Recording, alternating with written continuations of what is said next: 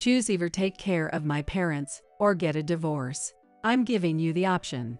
Standing in front of our new house, my husband James spoke with a smug look on his face. He acted as if he had bought this huge mansion himself, but in reality, I was the one who purchased this land and house.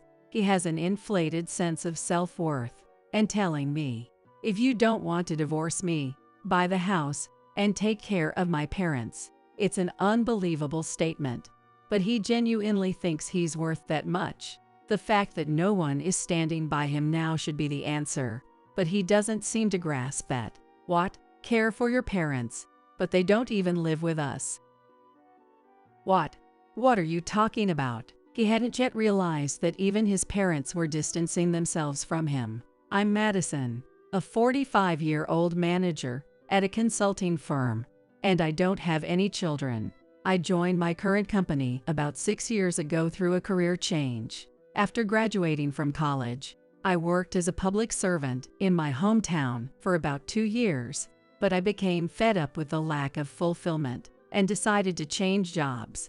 After gaining experience at a multinational company, I eventually landed at my current company through a connection with an acquaintance. Once remote work became an option, I no longer had to deal with long commutes, making it easier to balance work and home life. My current workplace is the polar opposite of my time as a public servant. I'm encouraged to win more work, and as I've risen in position, I can now choose my own project members. There are no pointless meetings either. Of course, there's pressure to deliver results, and performance reviews are strictly tied to numbers, but achieving results leads directly to salary increases. Everyone has their own views on work, but I wanted an environment where I could earn in line with my skills and effort, so this company suits me perfectly. In the 6 years since I joined, I've been promoted, and now, as a manager, I focus on recruiting talented individuals and building a top-performing team that continues to drive success. As a result, my income surpasses James's, but I've never told him exactly how much I earn. I first met James on social media. There was an offline meetup for people from our hometown, and that's where we met in person, which sparked our relationship. Looking back, he is the type who seems charming on the surface but reveals his true colors later on. When we exchanged contact information, people who knew James warned me about him.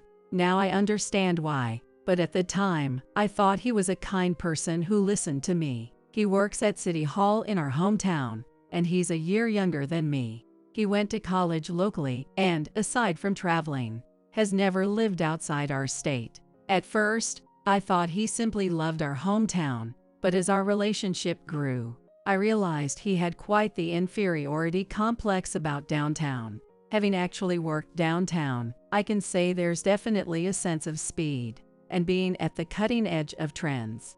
The number of people, shops, and the heavy traffic were overwhelming at first. However, just because downtown is fast-paced doesn't mean it's superior, and when I'm exhausted, I find myself longing to return home to the quieter pace of life in my hometown.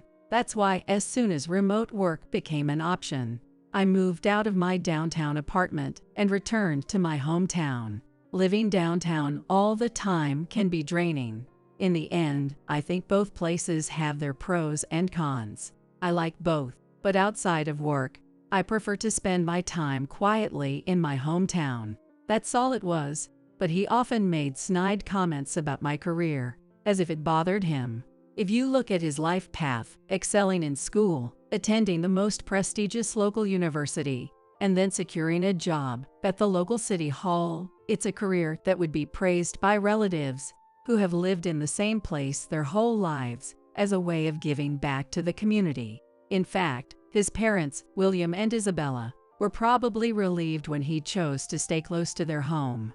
His sister, Natalie, had moved away early on and was raising her children in a distant place, which likely made them even happier to have James nearby. They might have imagined that eventually James would marry, have kids, and take care of them in their old age, becoming the envy of others around them. It's no surprise that they both had pampered James ensuring he wouldn't slip away like Natalie had. But the thing about marriage is that it involves someone else. He may have been sweet to his girlfriends, but once a relationship grew serious enough for him to introduce them to his parents, they would bolt. Apparently, this had happened to James multiple times.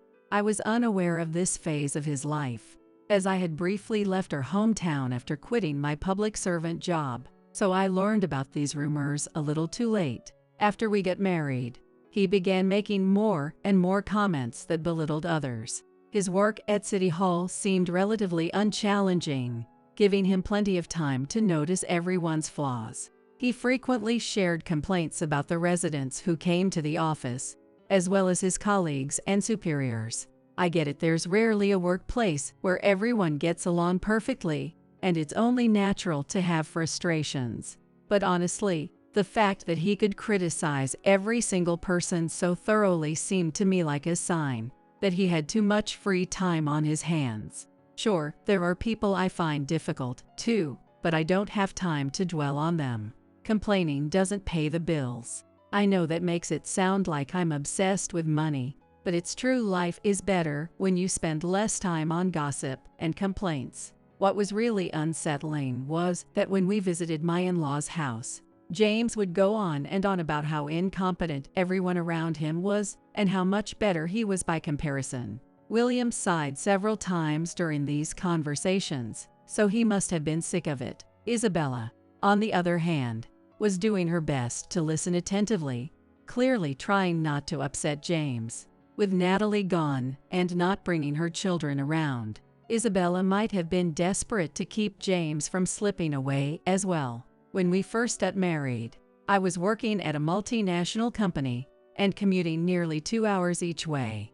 The work I had been doing before that just didn't fulfill me. So even though the commute was tough, I preferred having a job that gave me a sense of accomplishment. I was the only one struggling with the long commute. My transportation costs were fully covered, and I was making more money. So there was no downside for James, but I still remember him criticizing me. Is this because you've got an inferiority complex about the countryside? Are you that desperate to work downtown? People are going to laugh at you. It had nothing to do with the countryside or downtown. I was simply searching for meaningful work. Naturally, though, job opportunities in the countryside are limited, which meant I had to head downtown for better prospects. But James just couldn't understand that. Even then, I thought I wouldn't be criticized as long as I kept up with the housework, so I made the effort, cutting into my sleep to get everything done.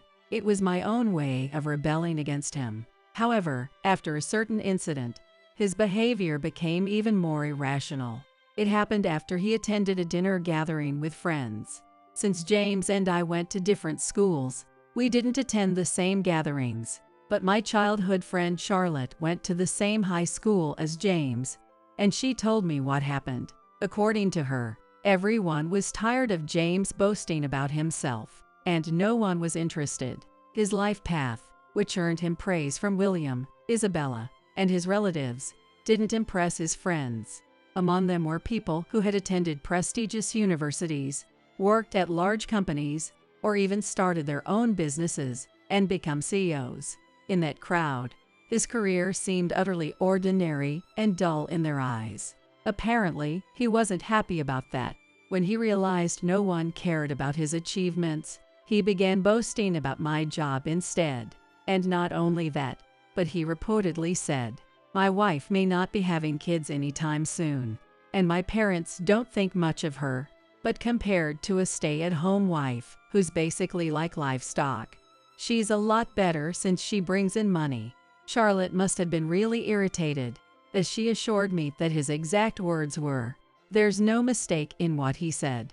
After James' comment, his friends were understandably upset, and of course, they would be. It was an offensive statement, showing his sexist attitude toward women, and revealing how he viewed me more like a tool than a partner. I couldn't help but shudder at the thought if I had quit my job to raise children, would he have called me livestock too? He wasn't interested in connecting with people at that dinner. He just wanted to assert dominance. He wanted others to envy him and feel inferior, feeding his warped desire to boost his own self-esteem. But when he couldn't establish dominance, he would turn to using me as a prop or put others down to elevate his position. It became obvious why he had stopped being invited to these gatherings. He wasn't genuinely proud of me either. He wanted to say, "Look at me, the kind of man who can attract a woman like that." At one of these gatherings, someone finally grew tired of James' attitude and reportedly said, "Aren't things awkward when your wife earns more than you?" That person likely wasn't making a sexist remark about women earning money. It was more of a sarcastic jab at James, who was always bragging.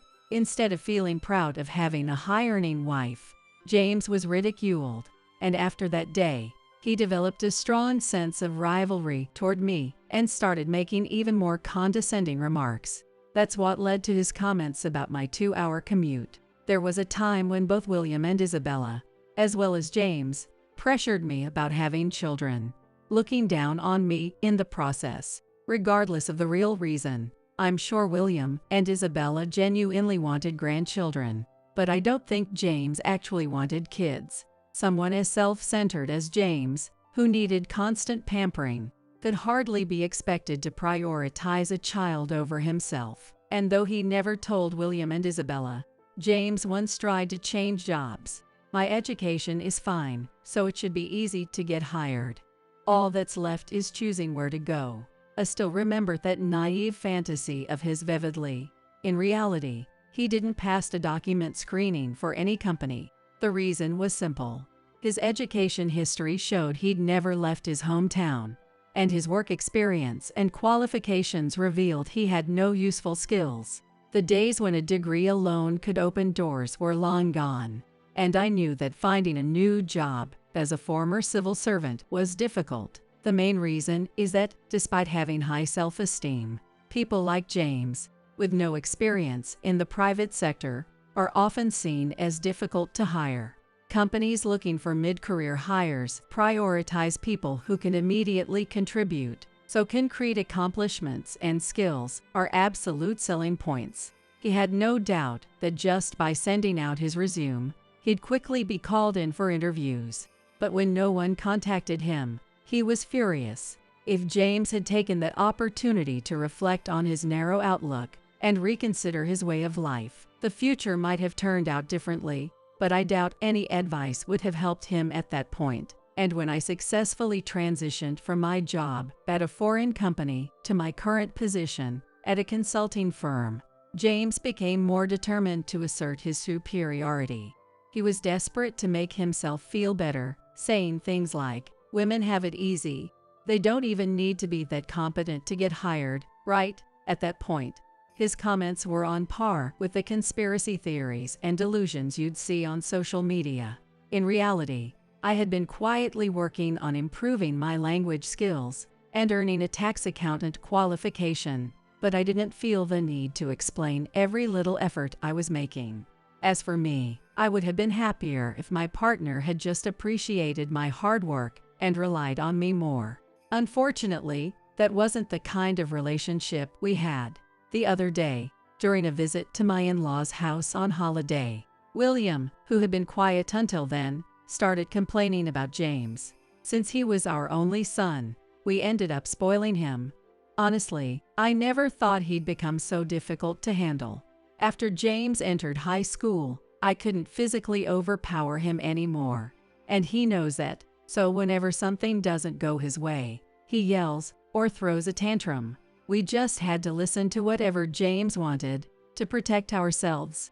We were so desperate for him to get married and move out. I don't know what might have happened behind the scenes, but if his friends had started to dislike him, I'm sure word spread around the neighborhood. In this area, many of my friends' families run businesses or shops. No doubt William and Isabella had heard various rumors as well. Even they had grown weary of James. They used to pressure me about having grandchildren, but after a while, all they would say was, "Please don't get divorced. Take care of James." They wanted to push the burden onto me and distance themselves from James. William and Isabella, who once bragged about him when we first got married, had become completely subdued. Since I started working remotely, James began focusing his frustrations on that. How can you get any work done just sitting at home? Women have it easy, just playing around on the computer. In reality, I travel to meet important clients in person. And if necessary, I go on business trips. The rest of my meetings are simply done online. The projects my team handles generate significant revenue, and my salary has continued to rise. If I didn't want to hurt his fragile pride, I would have mentioned that I now earn about 4 times his salary, but I stay silent. After all, unlike him, I don't have time to waste gossiping. The responsibility is heavy when things don't go well. You dreamed of working downtown, changed jobs, and now you're stuck with remote work. No, I didn't fail. My company allows us the flexibility to work remotely or go to the office.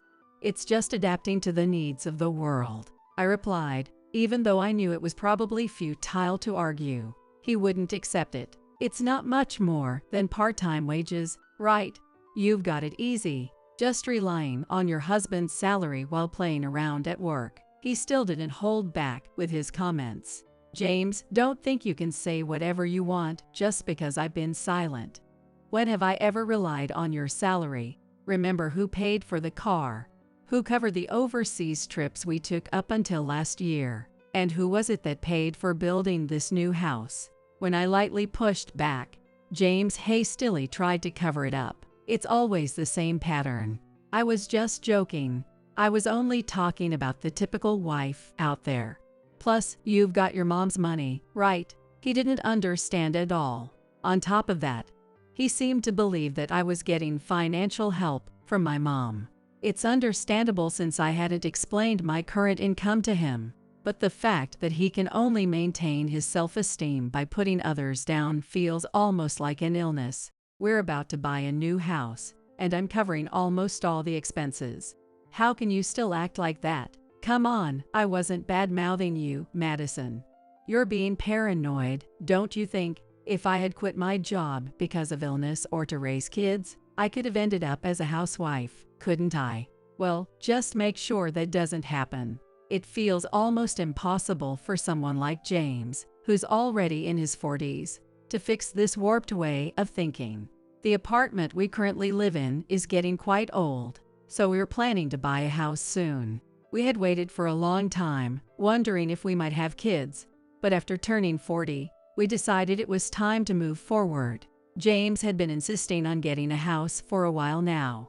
If he were paying for it, he would have the right to voice his preferences. But James could barely contribute anything beyond moving expenses. Yet, he kept demanding an ideal property close to the station, convenient for shopping, in a quiet neighborhood, and near a hospital. Essentially, a luxury property that would cost over $1 million when you factor in both the land and the building. With an annual income of around $5,000, James was aiming for beyond his means.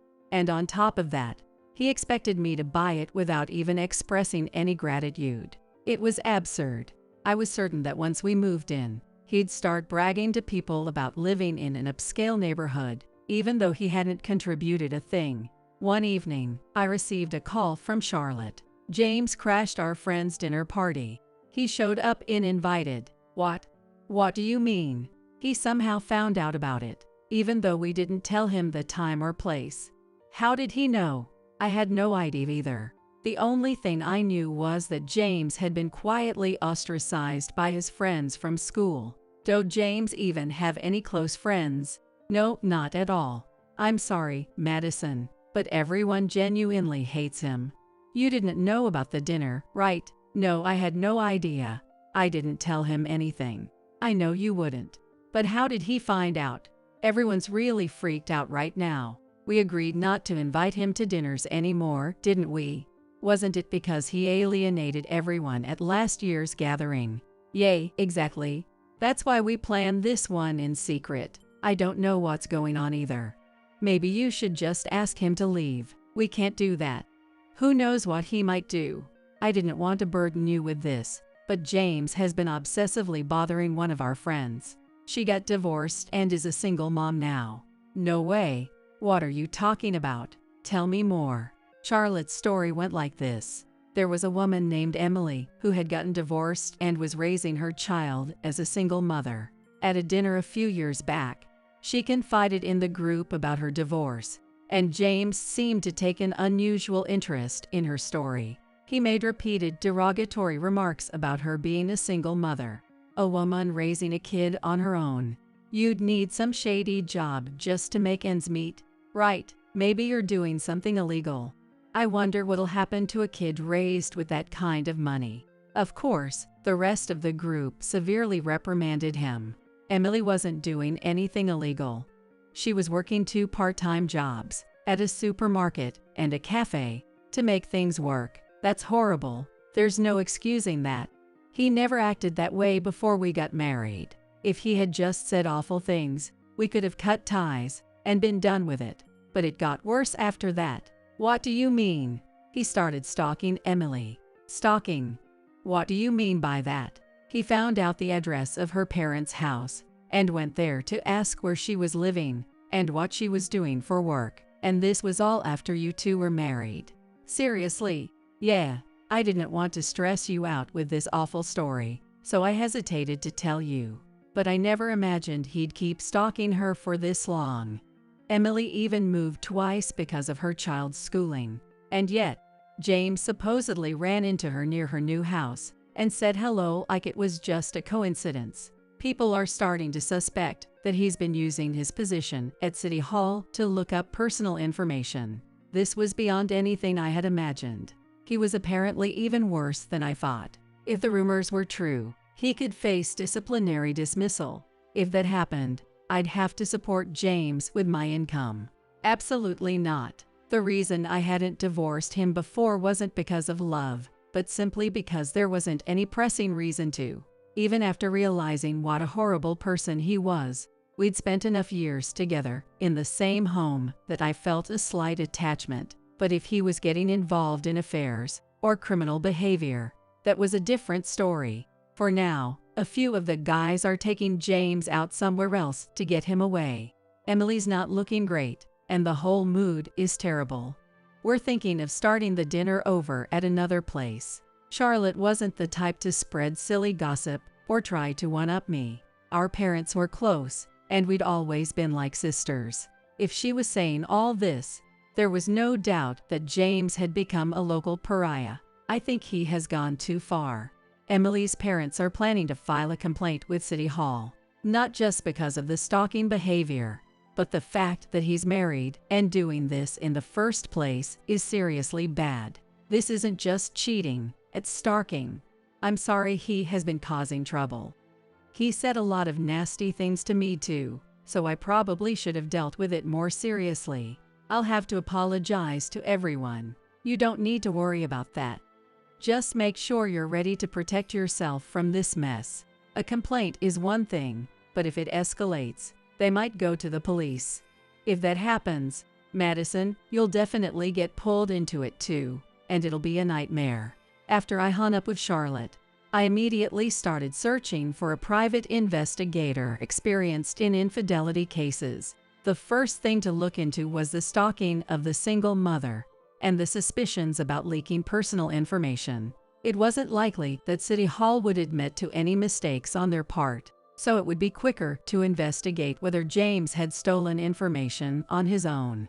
It was impossible to uncover everything happening within City Hall, but considering how James had shown up at an unannounced dinner, I started to wonder if he had an accomplice. I had been planning for a budget of around $20K, but I was willing to spend more if necessary. For a long time, I've been enduring his harsh words. I had meaningful work and was so busy that I could ignore his behavior. But in hindsight, maybe I shouldn't have. It caused trouble for many people. Though it's James' doing, as his wife, I have to deal with it and bring things to a proper resolution. Around midnight, he came home, smelling of alcohol. He'd probably been drinking at another place while getting a stern lecture and warning from some of his tough-looking friends. His expression made it clear that he hadn't been enjoying himself. As soon as he entered the house, He let out a strange yell and threw his leather shoes violently against the wall. Damn it. All of them are messing with me. In the quiet of the night, his voice echoed through the residential area. A nearby dog, sensing the commotion, started barking in alarm. Hey, keep it down. It's late, and you're disturbing the neighbors. Shut up, don't you dare tell me what to do, you lowlife. You can't just use words like lowlife as if it's normal. How would you feel if someone said that to you? You wouldn't stand for it, right? Don't casually throw around words that deny someone's worth. I spoke calmly, but it didn't seem to reach James, who was heavily drunk. What's wrong with calling a lowlife a lowlife? Those bastards grabbed me by the arm. That's what you get from uneducated people, they're all brute force. You barged into a dinner party you weren't even invited to and caused a scene. Even so, they stayed with you until this late, probably trying to talk sense into you. They lectured me all night. Me. I'll find out everything about their parents' companies. And if any of them are involved in public projects, I'll put pressure on them. Don't even joke about that. You work for City Hall, so that kind of talk isn't funny. I'm not joking. I can find personal information easily. Everyone who messed with me is going to regret it. At that point, James suddenly looked like he might get sick, so I quickly poured him a glass of cold water. After dragging him to the sofa and pulling off his socks, he soon started snoring loudly. It was filthy, but I'd make him shower in the morning. Once I was sure he was fully asleep, I turned off the voice recorder I had in my pocket. I had anticipated his outbursts, so I recorded everything just in case. For the next while, he remained in a foul mood. He was clearly bitter about being physically and verbally outmatched by the friends he had once looked down on. As a result, he continued to hurl insults at me, and I kept gathering sound recordings I could use later. As I compiled the recordings, I also reviewed the report I had received from the private investigator. The issue with Emily had already surfaced. Apparently, she had already contacted the police, reporting a suspicious individual in the area and requesting an increase in patrols.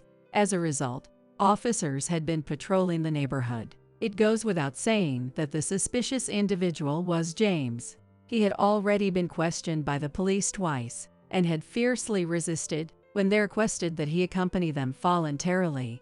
There was a record of this with the police. In other words, he was now officially on their radar. At this point, it was clear that handling the situation quietly would be difficult. What I still don't understand is why James is so obsessed with Emily. Emily is 44, the same age as James. It feels a bit different from the typical situation of hitting on a younger woman. Plus, Charlotte testified that James had been looking down on Emily for becoming a single mother. Why would James be chasing after someone he despised? In the meantime, the completion of the new house was approaching. Designing the new place to my liking had become my biggest source of joy. I couldn't wait to relax in the new house, in a space that was perfectly soothing and just for me, where no one could disturb me. Finally, the house was finished, and we decided to go see it. Though James hadn't contributed a cent, he was more excited than anyone, talking about how he wanted to build a bar counter and have a room for playing mahjong. I didn't bother asking him, "Can you play mahjong by yourself? Why do you have so much stuff? We're just going to check the place today." "Right, I need it for some checks. You'll be looking at it later, too, so thanks in advance." All the materials weighing down my shoulders were about James. As I watched him imagining life in the new house, I must have been looking at him with the coldest eyes I'd ever had. "It's a nice house," he said. This house was one of the crowning achievements of all the hard work I'd done. The location and the building itself were perfect. The fact that I'd grown enough to own such property gave me confidence and courage. As I quietly soaked in the moment, James, as tactless as ever, said with a vulgar look on his face, "Take care of my parents, or we'll get a divorce. I'll let you choose. You're happy about that, aren't you?" He said this in front of the new house, as if he were the one who had bought it. There had never been any talk of caring for William and Isabella, and they were just over 70, hardly in need of care. Huh? What do you mean, care? You don't even live with your parents. What are you talking about? He looked at me with a slight expression of pity. If you tell Dad and Mom you'll take care of them, they'll happily move in with us. Imagine how great it'd be for a son to have a mansion, live with his parents, and have a wife who takes care of them. It sounded like the kind of thing that would make elderly people in our hometown envious. But that's what James was really after. He didn't care about them. He just wanted the reputation of being a good son. Even though he no longer had any allies around him, he was still desperately clinging to the idea of getting recognition for something that didn't even exist. I get that you have your own ideal, but this house is in my name, so it's mine. You're my wife, so anything you have is obviously mine too. It was a selfish attitude, and a phrase I'd heard somewhere before.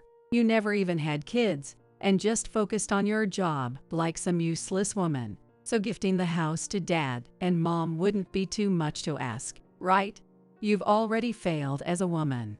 As usual, he continued his verbal abuse, and I quietly closed my eyes. It seemed my decision had been the right one. No matter what you claim, I'm the one who owns this house. And like I said before, you no longer have any parents to live with. Now, go inside. Our guests are waiting. I pushed his back, and we opened a pristine front door, almost untouched by fingerprints. In the living room, which was still unfurnished, sat William and Isabella. James, we've never heard anything about needing care. We don't intend to rely on you or Madison.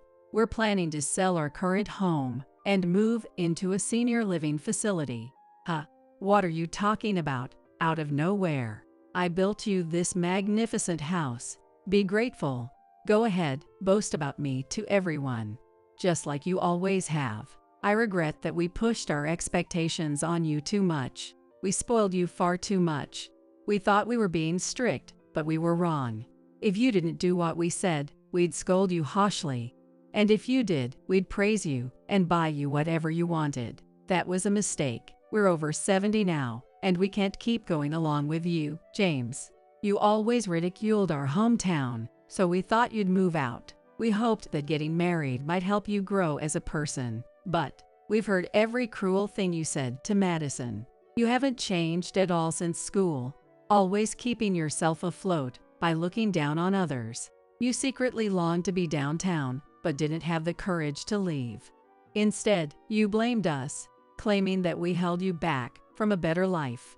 That's how you've been keeping your pride intact. What the hell? Shut up, don't mess with me. If you just worked hard, that would have been enough for us. As long as you didn't hurt others or do anything wrong. What? I'm working hard. What more do you want from me? We've received 2 calls from the police. What? We're pretty aware of what you've been up to. What are you talking about? I pulled out the documents and looked at James. The calls from the police were about you stalking Emily.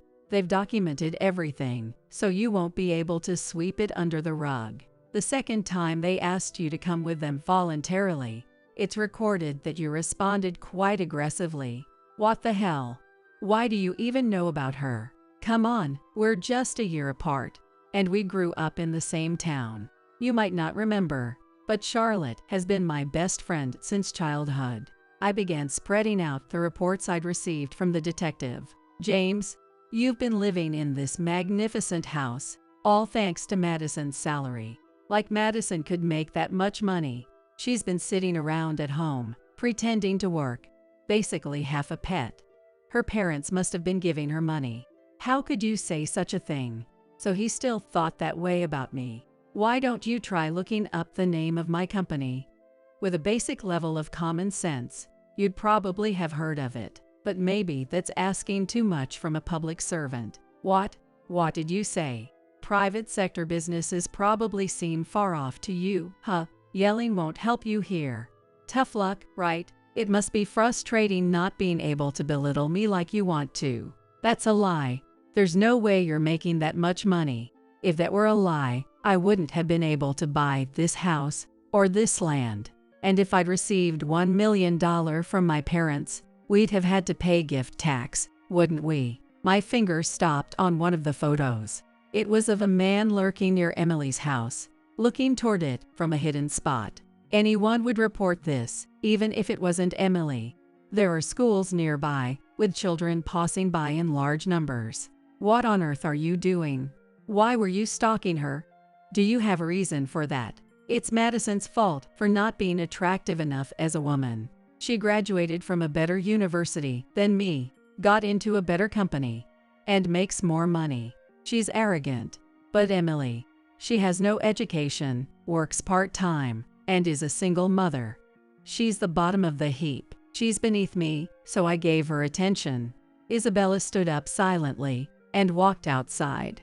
She must have felt sick. It looked like she went out to get some fresh air. I didn't realize you were this much of a despicable person. Can you look at this photo too?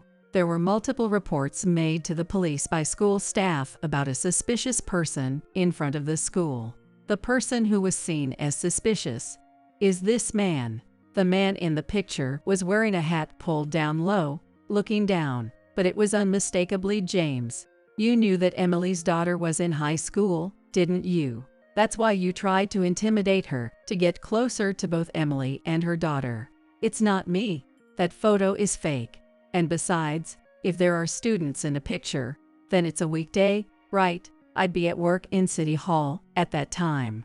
We've already confirmed that you took the afternoon off on this day. And we also know how you found out the name of Emily's daughter's school. I don't know what you're talking about. I didn't do it. I don't know anything. You accessed personal information at City Hall, didn't you? I told you, I don't know. Where's your proof? Isabella, now feeling calmer, returned. And I explained how James had stolen personal information. I took out my smartphone and played the saved audio for everyone to hear. And this is you, calling the restaurant where the alumni from that school were going to have a meal, asking for details. The voice was unmistakably his. Then another man's voice came on. You know, I didn't think it'd turn into such a big deal the first time you called. I couldn't believe a City Hall employee would do something like that. So I helped you out. But now I realize this involves personal information, so I'll have to decline your request from here on. That was just supposed to be a surprise appearance. Nothing shady about it. It was a few bad friends who caused the trouble. Everyone was so happy when I showed up.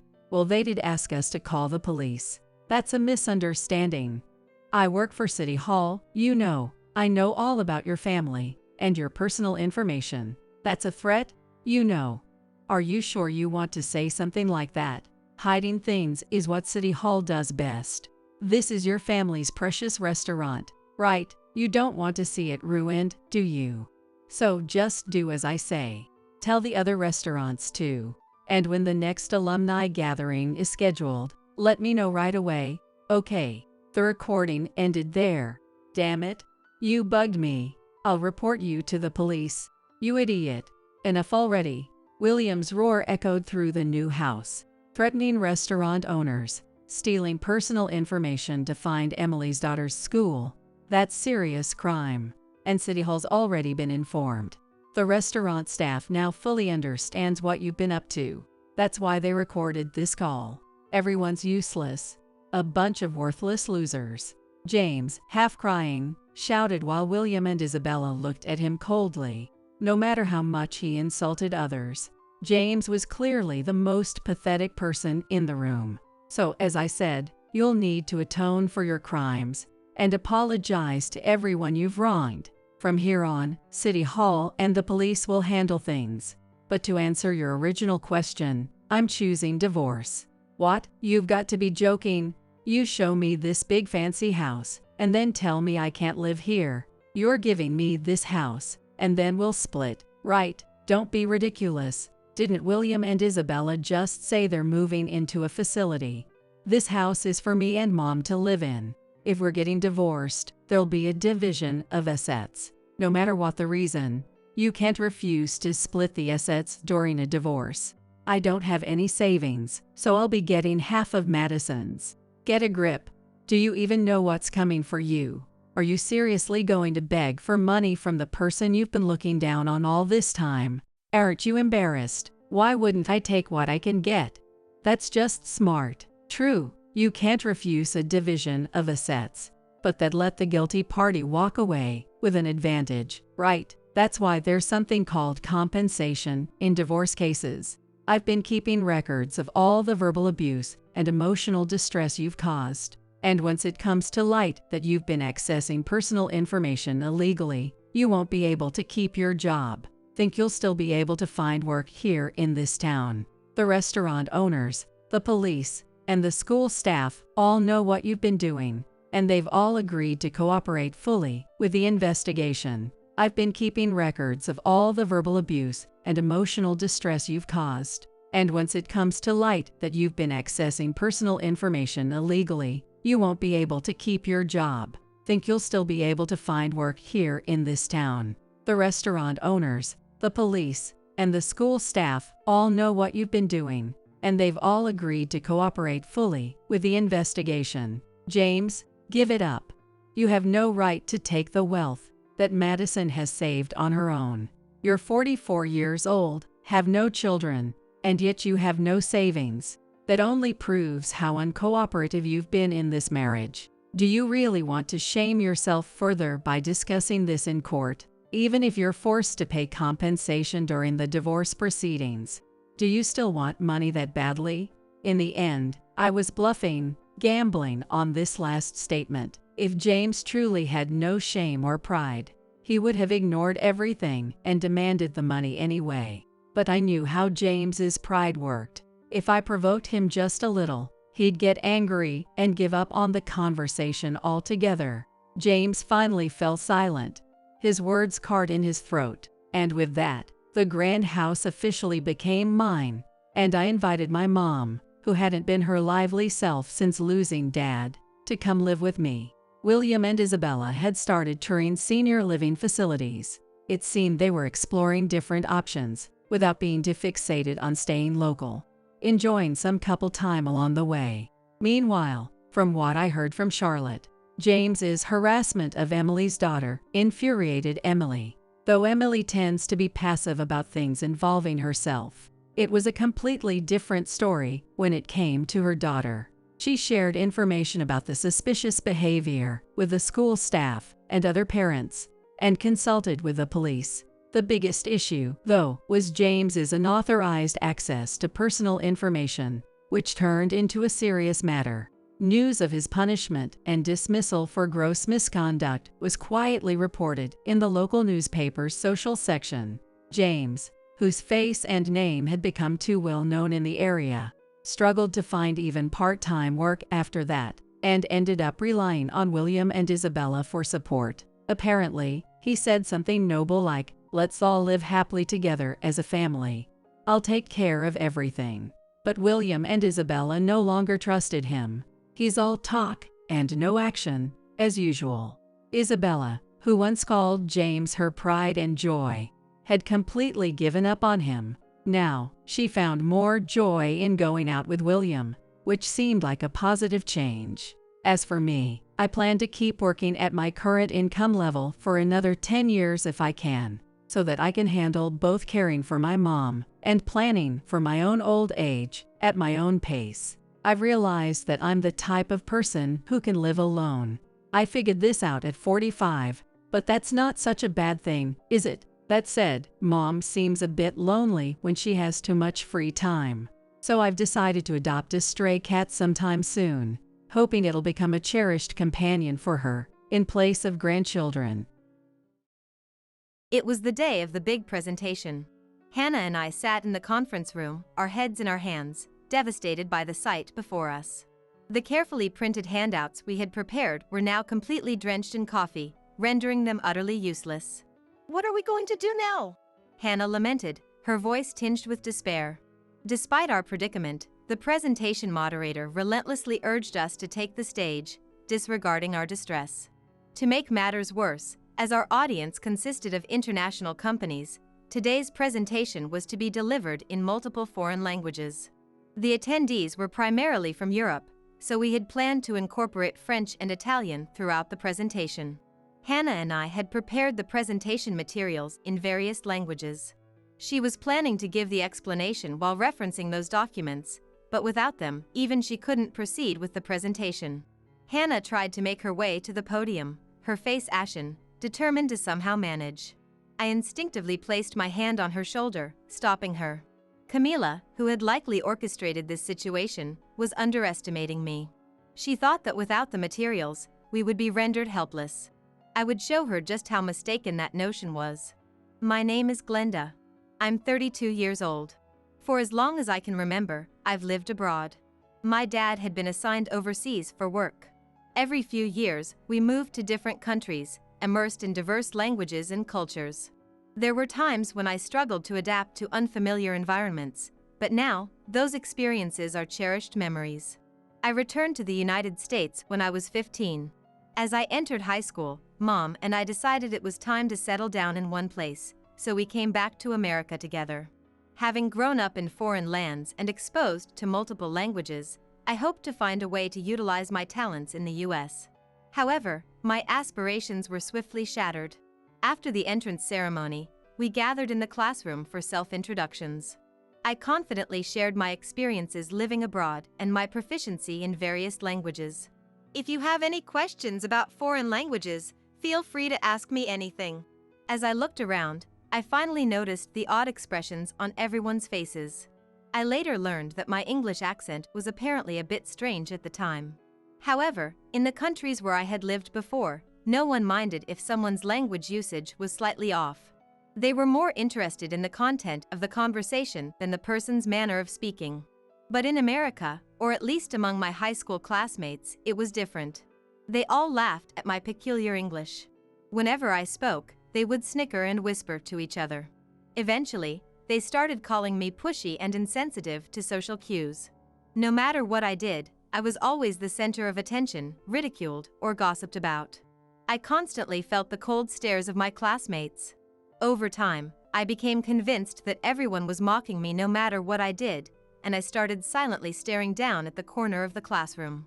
But then, someone appeared before me in that state. Her name was Hannah, a girl 1 year older. She was a member of the foreign language club and had heard rumors about a third culture kid enrolling, so she sought me out. By that point, I had become terrified of drawing attention, so I tried to send Hannah away when she approached me, but she kept coming to see me. Perhaps she was curious about why I was so guarded despite her repeated attempts to talk to me. One time, she asked me the reason. I couldn't help but confess how my English and behavior were strange, causing me to feel isolated from the class. Upon hearing that, a beaming smile spread across her beautiful face. And then she said to me, "That's not true at all. Your way of speaking and your actions are adorable. But if it bothers you that much, I'll teach you English, and in exchange, you can teach me foreign languages." From that day on, until Hannah graduated, I met with her every day to talk about various things. She engaged with me sincerely, not out of pity. She patiently taught me the intricacies of English and helped me navigate cultural differences when I struggled. And she always, "It's okay, you're speaking just fine. You're not doing anything weird. Be confident," encouraged me, saying. By the time Hannah graduated, thanks to her, I had regained my confidence. Time passed, and I was headhunted by a company for a mid-career position. The one who had recruited me was none other than her. With her exceptional abilities, Hannah had become the sales department manager, captivating those around her not only with her competence but also her natural beauty and outstanding leadership. Persuaded by her, who said, "I need your help," I decided to join the company as well. Of course, I wanted to utilize my language talents and prove my worth in the international business arena, but more than anything, I wanted to repay her for supporting me during my difficult times. And so, I joined the company and was assigned to Hannah's department. In that department, there was also a section chief named Camila. It only took a brief exchange of words during my introduction to realize it. She was a self-centered person who looked down on others. And above all, she seemed to harbor an abnormal level of hostility towards Hannah. I felt a bit uneasy, but I focused on learning my job to quickly adapt to this new environment. At that time, I was not yet aware that this presence would begin to cast a dark shadow over my life. Half a year after joining the company, My days gradually lost motivation due to Camila's harassment. Here, take care of this too. Well then, I'm heading out first. Camila approached my desk, said those words, and placed a large stack of documents. Upon closer inspection, I realized they were already approved documents. She probably meant for me to file them away. It was sad that I had come to understand her intentions without being told during these past 6 months. I glanced at the clock. The hands indicated that there were about 10 minutes left until the end of working hours. It was a usual occurrence for her to deliberately bring a large amount of work at this hour and start preparing to leave even before the end of the workday. I suppressed the sigh that threatened to escape and started tackling the work that had been forced upon me. From the very day I joined the company, she kept pushing various tasks onto me. The volume increased day by day, and my overtime hours grew proportionately. Yet, she would say things like, Why are you always working so much overtime? You're slow at your job, aren't you? You're incompetent. You should learn from me, who always leaves on time, and put in some effort to go home earlier. In the beginning, I strived to improve my work efficiency to leave earlier, as Camila suggested. However, the more I streamlined my tasks, the more work she would dump on me. Now, I overheard people in the department gossiping that she might not be doing any work other than approvals. Still, work is work, and I didn't want to stand out in a bad way by doing something wrong, like in high school, and be seen in a strange light. So, I had no choice but to complete the tasks she assigned to me. However, Camila refused to acknowledge my efforts and made me revise the reports and project proposals I had painstakingly completed multiple times, citing trivial mistakes. The workload kept increasing. Nevertheless, I managed to work until the last train, putting in my best effort to create a project proposal that I thought was perfect. Hannah, who was worried about me, came to check on me and reviewed the proposal, giving me her approval as well. Although sleep-deprived, I headed to work with a light step for the first time in a while. First thing in the morning, I submitted the project proposal I had created to Camila. She read through the proposal I had prepared. Eventually, her brow furrowed and her eyes narrowed in displeasure. What is this? This is useless, it's garbage. Surprisingly, she spat those words out and tore up the project proposal I had made right then and there. She ripped it into tiny pieces in front of my eyes and tossed them into the air. My painstakingly crafted proposal, what used to be a proposal, fluttered like confetti. Tears welled up in my eyes at the sheer absurdity of it all. Seeing me trying my hardest not to cry, she laughed mockingly. Yeah, you think crying will solve everything? Don't get emotional, it's unsightly. This isn't preschool. As punishment, clean up this mess. Snorting, she dismissed me as if shooing away a dog. Unable to bear it, I fled the scene and rushed into the restroom. The tears I had been holding back spilled forth. Concerned colleagues came to check on me, but I couldn't leave the restroom. About 5 minutes later, perhaps informed by someone, even Hannah came to the restroom. Are you okay? I know very well that you are capable. And you yourself know your own abilities best, don't you? Hannah encouraged me through the door. Then, she said she would talk to Camila and left the restroom. About 5 minutes later, when I finally managed to stop crying and return to the office, the torn pieces of the project proposal had been neatly cleaned up. According to a colleague who came to check on me, Hannah had scolded Camila in front of everyone, saying that her treatment of her subordinate was too harsh. However, Hannah's kindness only served to fuel Camila's hostility towards me. Her harassment escalated further, knowing no bounds. That harassment gradually robbed me of my passion for work. Even so, I endured day after day, striving to meet her expectations. Then one day, a shocking incident occurred. The documents for an important project that Hannah and I were in charge of had disappeared. The documents were the ones I had spent a week gathering under her instructions, containing both internal and external confidential data. I was uneasy about storing them on the computer, so I saved them only on a USB drive and kept it under strict management in a locked drawer. However, that USB drive had vanished from inside the drawer. The company was in an uproar, with everyone in the department searching for the USB drive, and even the sales division director getting involved. Of course, Camila, Hannah, and I were questioned about the situation. Unfortunately, on the night before the disappearance, I had been working overtime at Camila's instructions. And when I left, I had confirmed that the USB drive was in the drawer and made sure to lock it before going home. But when I arrived this morning, the drawer was unlocked and the USB drive was gone. You must have carelessly forgotten to lock it. How do you plan to take responsibility? I was the one who instructed her to gather those documents, save them on the USB drive, and store it securely. It's also my lack of oversight. That's right. It's also the manager's responsibility. Now, how do you intend to take responsibility? Camila gleefully accused us while closing in on us. If it's a matter of lack of oversight, Camila, as the section chief, should also have had the obligation to supervise and manage me, her subordinate, but apparently that wasn't an issue. The sales division director had a stern look on his face, but he stopped Camila from pressing us further. However, it wasn't a complete exoneration. He only said that he wouldn't pursue responsibility until the investigation results were out. Moreover, we were strictly told to thoroughly manage data from now on. The sales division director probably believed that I had lost it. My reputation might have taken a significant hit, but there was something more important at the moment. At this rate, the project would be delayed. This was a crucial project for the company Hannah was involved with. We absolutely couldn't allow it to be delayed. From that day on, I stayed at the office until the last train every day and started gathering the lost data from scratch. Every day, I would stay at the company until the last possible moment to catch the last train and then sprint with all my might to make it on board. Concerned colleagues brought me snacks and coffee, but Camila did nothing during that time. On top of that, she kept pushing miscellaneous tasks onto me as usual and repeatedly threw mocking words at me while sneering. You really do love working overtime, don't you? You're so incompetent that you can't earn money otherwise. I'll bestow some work upon you out of pity. Saying that, she would dump miscellaneous tasks that anyone could do on me right before the end of working hours. And as always, she would leave on time.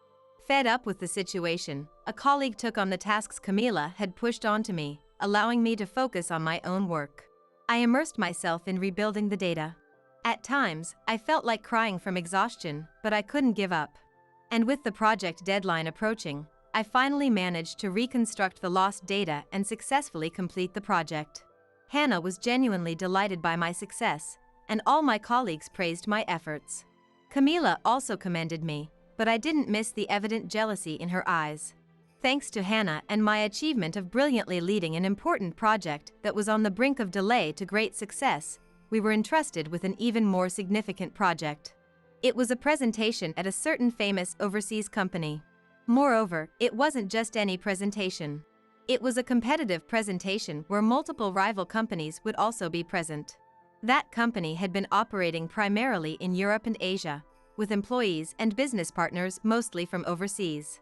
It was the first time an American company had the opportunity to give a presentation. If we could succeed in this presentation and secure a deal, it would open up prospects for transactions with European and Asian companies as well. It was a chance we couldn't afford to miss for the further development of our company. I was given the opportunity to handle such an important presentation that held the future of the company in the balance, together with Hannah. The passion for work that had been extinguished by Camila's numerous instances of harassment reignited within me. I had numerous discussions with Hannah and proceeded with the preparations for the presentation. We created project proposals and materials, received Hannah's feedback, and revised them day after day. However, unlike being forced to redo them countless times by Camila for no reason, the revisions had clear purposes, so it didn't feel like a burden at all. In fact, it was almost enjoyable. During that time, Camila was eerily quiet. It was strange, but anyone would understand that it would be problematic to interfere with a presentation that held the company's future in the balance. I concluded that even Camila possessed that level of common sense and decency. And finally, the presentation materials were completed. From the perspective of the client, we created materials that addressed their concerns and made them feel confident in entrusting the project to our company. Upon seeing the finished materials, even Hannah's eyes welled up with tears. It's perfect! I've never seen such outstanding materials before. With this, they'll definitely choose our company. Hannah reviewed the materials with a serious expression multiple times before saying those words to commend me. I felt overjoyed to the point of wanting to jump up and down, having my painstakingly crafted materials, which I had worked on to the point of almost missing the last train numerous times, be recognized. On the day before the presentation, we proceeded with the preparations by printing the materials and compiling any potentially necessary data onto USB drives. For the first time in a while, I went home early to rest my body in preparation for the next day. And then, the day of the presentation arrived. Hannah and I were in the conference room that served as the presentation venue, holding our heads in our hands. The documents that had been printed and packed in a bag were, for some reason, completely drenched in coffee. Of course, I hadn't put any beverages inside the bag that also contained a laptop. In fact, I hadn't put a single item that contained moisture in it. Yet, the documents that were perfectly fine when I checked them 30 minutes before leaving the company were now soaked in coffee. And to make matters worse, even the laptop and USB drives were drenched in coffee. I had put them in a sealed plastic bag to prevent any accidents, but even inside that plastic bag, a generous amount of coffee had been poured. The pleasant aroma of slightly expensive milk coffee that could be purchased from the paper cup vending machine installed in the company filled the air. I recognized that smell. It was the smell of the coffee Camila always drank while slacking off and pushing work onto me. The thought that I had smelled it frequently enough to remember it made anger suddenly well up inside me. Oh, what should we do now? Beside me, as my anger grew, Hannah lamented while still holding her head in her hands. Disregarding our situation, the moderator of the presentation urged us to take the stage. Hannah looked around with a pale face. As we remained unmoving, not getting on stage or presenting any materials. If you're not going to present, then leave. Impatient voices from rival companies started to rise, saying, even so, being an overseas company, today's presentation was to be conducted in foreign languages. Moreover, since the person in charge was from the European region, the plan was to incorporate not only English but also French and Italian. The presentation materials had been prepared in various languages. Hannah was supposed to provide explanations while referencing them, but even she probably couldn't give the presentation without the materials. With an ashen face, Hannah still tried to make her way to the podium somehow. Instinctively, I placed my hand on her shoulder and stopped her. I didn't like standing out. The thought of being looked at strangely by everyone again, like in my high school days, or returning to a life where I was laughed at no matter what I did, made my legs tremble with trauma. However, Hannah, who had helped me out of those days, was in trouble. If I couldn't do anything here, when would I ever be able to repay the favor from back then? Camila was likely underestimating me. She thought that without the materials, I wouldn't be able to do anything. I would show her how naive that notion was. I smiled at Hannah and stepped onto the stage with shaking legs. Everyone's gaze focused on me. To dispel my fear, I deliberately put on a beaming smile. Everyone, I apologize for the wait. It seems our company's bag disappeared along with the materials using some kind of trick. While switching between French, Italian, German, and Chinese, I struck a pose in front of my chest, mimicking a magician. Laughter erupted from the host's table, where an irritated atmosphere had been looming. The opening wasn't bad. With this, I could somehow manage. But don't worry, all the materials are in my head. We will deliver the physical documents at a later date, so for now, would you be so kind as to listen to my talk? With that introduction, I began the presentation in various languages. Of course, it was a lie that I had memorized all the materials. But because I had revised them countless times, 80% of the content was in my head. I primarily used French, supplementing complex points with various languages from different countries. Before I knew it, everyone in the venue was listening intently to my talk with serious expressions, and when the presentation ended, the room was filled with applause and words of praise. The subsequent Q&A session was also lively, with numerous questions being exchanged. My presentation had achieved success beyond expectations. After the presentation, I stepped down from the stage, feeling relieved. The fear and anxiety in my heart had transformed into confidence and a sense of accomplishment. Glenda, you did great.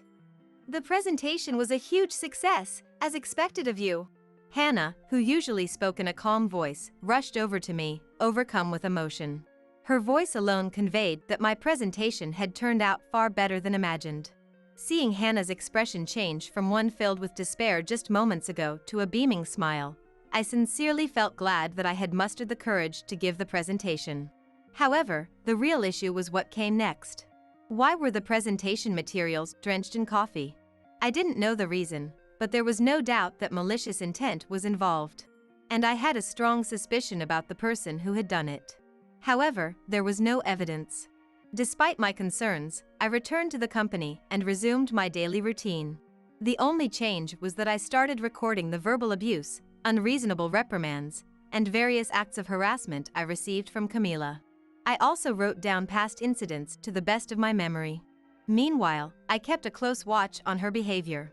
She frequently stepped away from her desk to take phone calls on her smartphone. Her voice lowered to a whisper as she headed for quiet, secluded areas. Normally, Camila wouldn't think twice about taking personal calls, chatting away loudly in the office. Curious about what she could be discussing, I discreetly followed her, staying out of sight.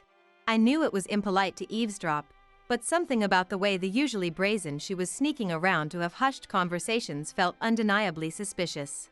Camila slipped into the file room, a place rarely visited by anyone during the workday. I couldn't go all the way in after her, so I paused outside the door.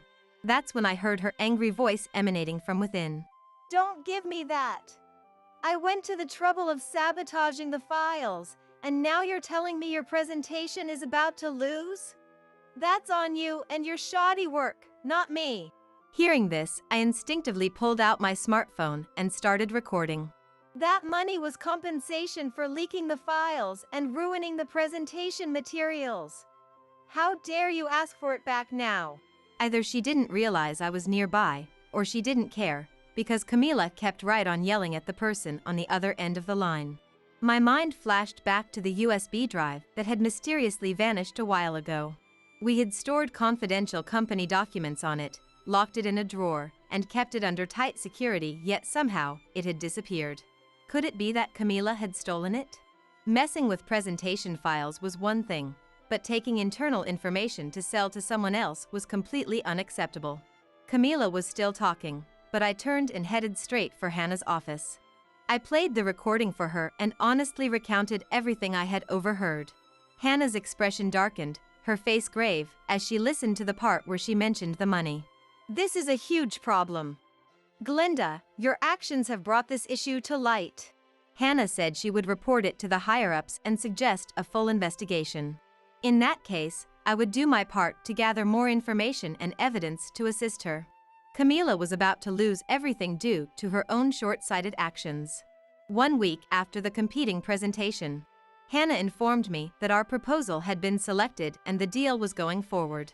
Apparently, she had already reported everything that happened that day to the CEO, and he would be coming by soon to personally commend me. As embarrassed as I felt, my happiness won out, and I couldn't help but smile. My dad's job had us moving around a lot, and it had caused me plenty of hardship, but thanks to that, I was now able to be of use to Hannah and the company. The thought filled me with a sense of pride. Hannah and everyone in the department was as thrilled as if it had happened to them personally, and soon there was talk of a celebration. But amidst all the smiles, only Camila looked grim. It made sense, of course. Camila had sabotaged our presentation materials in an attempt to make us fail. And she'd been paid by someone to do it. Now that her scheme had fallen through, she would naturally have to return whatever money she'd been given. But maybe there was even more to it than that. I could see the fear in her eyes, the way her shoulders trembled every time her phone rang. Still, this was far from over. I stayed late to finish the busy work Camila had foisted on me, searching for evidence of her misdeeds whenever I could. Even mundane tasks like shredding documents and organizing email inboxes took on new meaning when I considered they might lead to proof of her actions. More than anything, Camila clearly underestimated me, because clues kept popping up one after another. It was actually kind of fun. In the papers I was supposed to shred, I found printouts of the missing confidential files. In her sent mail folder, there were emails where she had forwarded the presentation data to someone outside the company. Her complete lack of care when it came to handling evidence was so egregious, I almost wondered if it was some kind of trap. I was curious as to why there was so much evidence in the first place, but with this much compiled, I knew I could corner her. And as luck would have it, the CEO was planning to come praise me in person soon. I resolved that when he did, I would expose the full extent of Camila's repeated wrongdoings in front of everyone. With renewed determination, I threw myself into completing my menial assignments and gathering evidence. Finally, the long-awaited day arrived when the CEO was slated to visit our sales department. The momentous occasion had everyone on edge from the moment we arrived that morning. The sound of the door to our floor opening caused all eyes to swivel in that direction at once. There, as expected, stood the CEO, the sales director, and Hannah. Ah, you must be Glenda. I heard from the client and Hannah that you put together a truly excellent presentation. It's all thanks to Hannah's mentoring and guidance. I responded to the CEO's words with complete sincerity. I could see Camila's displeased expression out of the corner of my eye. Excuse me, but you're my subordinate. I'm the one who's been instructing you the most, so you should be giving me the credit here. Camila started making a scene, right there in front of the CEO. In the past, I would have flashed her an insincere smile and agreed, but not anymore. I fixed Camila with a steely glare. With all due respect, while you have pushed your work onto me and yelled at me unreasonably, I don't recall ever being mentored by you, I said calmly, looking Camila straight in the eye. What? That's a lie! Camila shouted, furrowing her brow in anger. Unfazed, I turned my gaze to the CEO. I had gathered plenty of evidence for this very moment. It was time for Camila to reflect on her actions. Mr. CEO, while the department heads may have already reported this to you, she has been treating her subordinates unreasonably and dumping her work on them. Not only that, she's even been causing damage to the company. Huh? What nonsense are you spouting? I wonder which one of us is spouting nonsense here. I retorted, brushing off Camila's vehement denial as I presented the additional evidence I had collected. I reiterated how Camila had handed over important documents to someone in exchange for money and how she had tried to sabotage our presentation. Isn't that right, Camila? I confronted her directly. However, a malicious smile spread across Camila's face. Don't lie. That was all you and Hannah, wasn't it? You're trying to pin the blame on me, she accused, her voice dripping with venom. What? I was taken aback by Camila's sudden allegation. Hannah too seemed shocked to find herself implicated, unable to hide her surprise. Seeing our reactions, Camila's malevolent grin only deepened. Think about it logically. You claim you found evidence in the trash and emails I dumped on you, but do you really think I'd handle important things so carelessly? No way. It makes more sense that you and Hannah staged this to frame me. If you were the culprits, you'd have plenty of evidence. Camila argued, narrowing her eyes shrewdly. I had to admit, it did seem odd that so much evidence was found so easily. But now it all made sense. Camila had intentionally let us find the evidence to paint herself as a victim framed by our scheme, claiming Hannah and I were the true culprits. If I had been incompetent enough not to realize this, she probably planned to present it as her discovering evidence of my wrongdoing. We did no such thing. Lies. Or do you have any proof that I did it? We do, actually. Hannah's calm voice rang out. All eyes turned to her. First, regarding you leaking confidential company information for money. We have your own words admitting to this, Camila. Hannah said, giving me a meaningful look. I took out my smartphone and played the recording. It's Camila's phone call that day. Eavesdropping? No way. No. This is fabricated, totally made up. Camila started to yell, but then seemed to realize it would be taken as a confession. In a fluster, she tried to paint herself as the victim of our setup. But Hannah continued undeterred. It was also you who drenched our presentation materials in coffee. Everyone in the department can testify that it's the same coffee you always drink. So what? You just chose that coffee to frame me. Camila glared at Hannah, shouting in an attempt to push the blame onto us at all costs. Her gaze was filled with clear hostility. However, Hannah refuted her claim with a relaxed air. No, that won't work. On that day, We did a final check 30 minutes before leaving the office. At that time, both the documents and laptop were perfectly fine. Meaning the materials were ruined in that short 30-minute window. Hannah explained, pausing for a moment. She then placed a paper cup on the table. It was one of those cups from the coffee vending machine. A short size, or maybe one size smaller.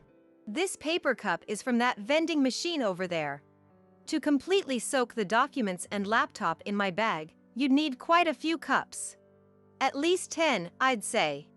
Buying that many yourself in a 30-minute span would be very conspicuous. And Camila, you're too lazy to go buy them yourself, Hannah pointed out. Camila's shoulders trembled at Hannah's words. Hannah smiled at the unnerved Camila. Our colleagues in the department testified that you had various people fetching coffee for you that day. Many witnessed the untouched coffee cups lining your desk. This was shortly before our departure time. And after we left, those many cups had vanished from your desk and our documents and laptop were drenched in coffee. Anyone can figure out what that means, Hannah said pointedly. Despite Hannah's sharp reasoning, Camila stubbornly continued making excuses. I don't know what you're talking about. Everyone's just trying to frame me because they're jealous of how talented I am. Since joining the company, I had never once seen her do any real work. I couldn't fathom how anyone could be jealous of her talent. I could understand if everyone thought this lazybones. I won't forgive her when it came to her. I found myself curious about how Camila's mind worked to reach such conclusions. That's not true at all, these are the facts. But hypothetically, if that were the case, why do you think you ended up in a situation where your entire department is trying to frame you? Perhaps you should ask yourself that. Hannah admonished Camila in a calm voice. In contrast, Camila bit her lip, her face contorted with rage. But Hannah didn't stop there. We also know from email correspondence, phone records, and security camera footage that you stole confidential company information and tried to sabotage the presentation to damage the company. The CEO is already aware of this. At those words, the color drained from Camila's face. She looked at the CEO in a panic. The CEO stared back at Camila with contempt in his eyes. Not only damaging the company, but trying to pin your crimes on someone else? I never thought you were that kind of person. Camila's face turned ashen at the CEO's words. Everyone in the department, including the head of sales, looked at her with cold, unforgiving eyes. No way! Everyone knows I'm talented. It's the company's fault for promoting someone like Hannah over me. That's why I wanted to force Hannah's favorite to quit and ruin their career. I did nothing wrong. Camila insisted like a petulant child, seeking agreement from those around her. But of course, no one took her side. Even the CEO held his head in his hands. Hiring you was the biggest mistake of my life. But fortunately, it's a mistake that can be easily corrected, he said, eyeing Camila with a quiet fury. Camila, incompetent and nasty people like you are fired. I won't forgive you for the damage you've caused our company, so be prepared for the consequences. Fired? You're firing me? Camila let out a scream of disbelief, her face deathly pale. As she struggled to accept reality, Hannah, the head of sales, and everyone in the department nodded emphatically in agreement with the CEO's decision to fire her. I too smiled at Camila. That's right, you're the one being fired. At my words, Camila crumpled to the ground. Afterwards, Camila was officially terminated. Apparently, the upper management's investigation revealed that Camila had committed many more offenses that even I wasn't aware of. The USB drive containing confidential company information that I was suspected of losing? It turns out she had stolen that too. The CEO and Hannah expressed their gratitude, saying that my accusation had prompted the higher-ups to launch a full investigation, exposing many of Camila's misdeeds. It seems the information Camila stole was sold to competitors, causing our company to lose profits to rival firms. Not only was she fired, but she's also being sued for damages. While Camila likely has the money she earned from selling our company's information, the funds she received in exchange for sabotaging the competitor's presentation will probably have to be returned at their demand. I don't know what will happen to her now that both the company and her client are demanding money from her, but her future is certainly bleaker than mine ever was in high school. With Camila gone, the vacant section chief position was somehow given to me. I told Hannah that there were many people more suited for the role than me, as I hadn't even been with the company for a year, but she wouldn't hear of it. In fact, everyone in the department recommended me for the position. They said that seeing me work diligently without complaint, even as Camila treated me like a servant and harassed me, made them want someone like me as their boss. Hannah promised to personally teach me about management and other necessary skills. While I'm anxious, I'm also excited for this new step in my career. Even as section chief, I won't become like Camila. I'll continue to work hard for the sake of the department and the people who believe in me. We've made our own cheap products, so goodbye. Those were the sudden words from Daisy, the daughter of the president of a longtime client company. I understand. We won't deliver to you ever again, I managed to say in a strained voice. Daisy laughed gleefully, clearly pleased with herself. But her laughter won't last long. I returned to my company, determined to get back at her, and began preparing to confront her. The next day, Antonio, the president, showed up looking pale. My name is Agatha. I lost my husband early on and have been supporting the company he left behind ever since. At first, I struggled as I didn't know what I was doing and things weren't going well. But I knew I couldn't continue like this, so I visited companies my husband had connections with and desperately pleaded with them to teach me the business. I absorbed everything they taught me, and once I gained the recognition of my employees as their president, I studied even harder. My employees supported me in various ways, developing unique technologies and creating hit products for me. I grew increasingly determined never to let this company go under. As I worked tirelessly, I suddenly realized I was already 65. At an age when most office workers retire, I was still going strong. Of course, my successor had already been chosen from among the executives who had supported me for many years. Still, I loved my job and wanted to continue as long as my body would allow, and my successor understood that. Today was our annual New Year's party. The atmosphere of the venue had changed significantly since I was young, but it was an event we never failed to hold. The New Year's party was always held in a hotel banquet hall in a buffet style. As the appointed time arrived, the presidents of companies related to mine would show up. I was 65 now, so I had experienced my fair share of generational changes. The faces in attendance were a little different from last year, so I surveyed the room with a deep sense of nostalgia. This time, I was participating with the male employee who would become the next president. I had told him to make sure to communicate with those around him and conduct himself in a manner befitting a president. As I watched over him making the rounds with a slightly nervous expression, I also greeted the presidents of companies I had relationships with. Many of the presidents of companies who had helped me when I was young were also in attendance. They were all around my age, but they still seemed to be active and going strong. Seeing everyone as energetic as they were last year put me at ease. Being able to welcome a new year together with such lively companions was a source of vitality for me. As I was absent-mindedly looking around, I suddenly bumped into someone. I quickly turned around to find a young woman I didn't recognize standing there. Since it was our first meeting, I assumed she must be the wife of one of the company presidents. But had anyone recently informed me of their marriage? While pondering this, I immediately apologized to her. However, she didn't apologize back and instead looked me up and down as if appraising me. Is something wrong? I asked, feeling suspicious. The woman then spoke to me in a mocking tone.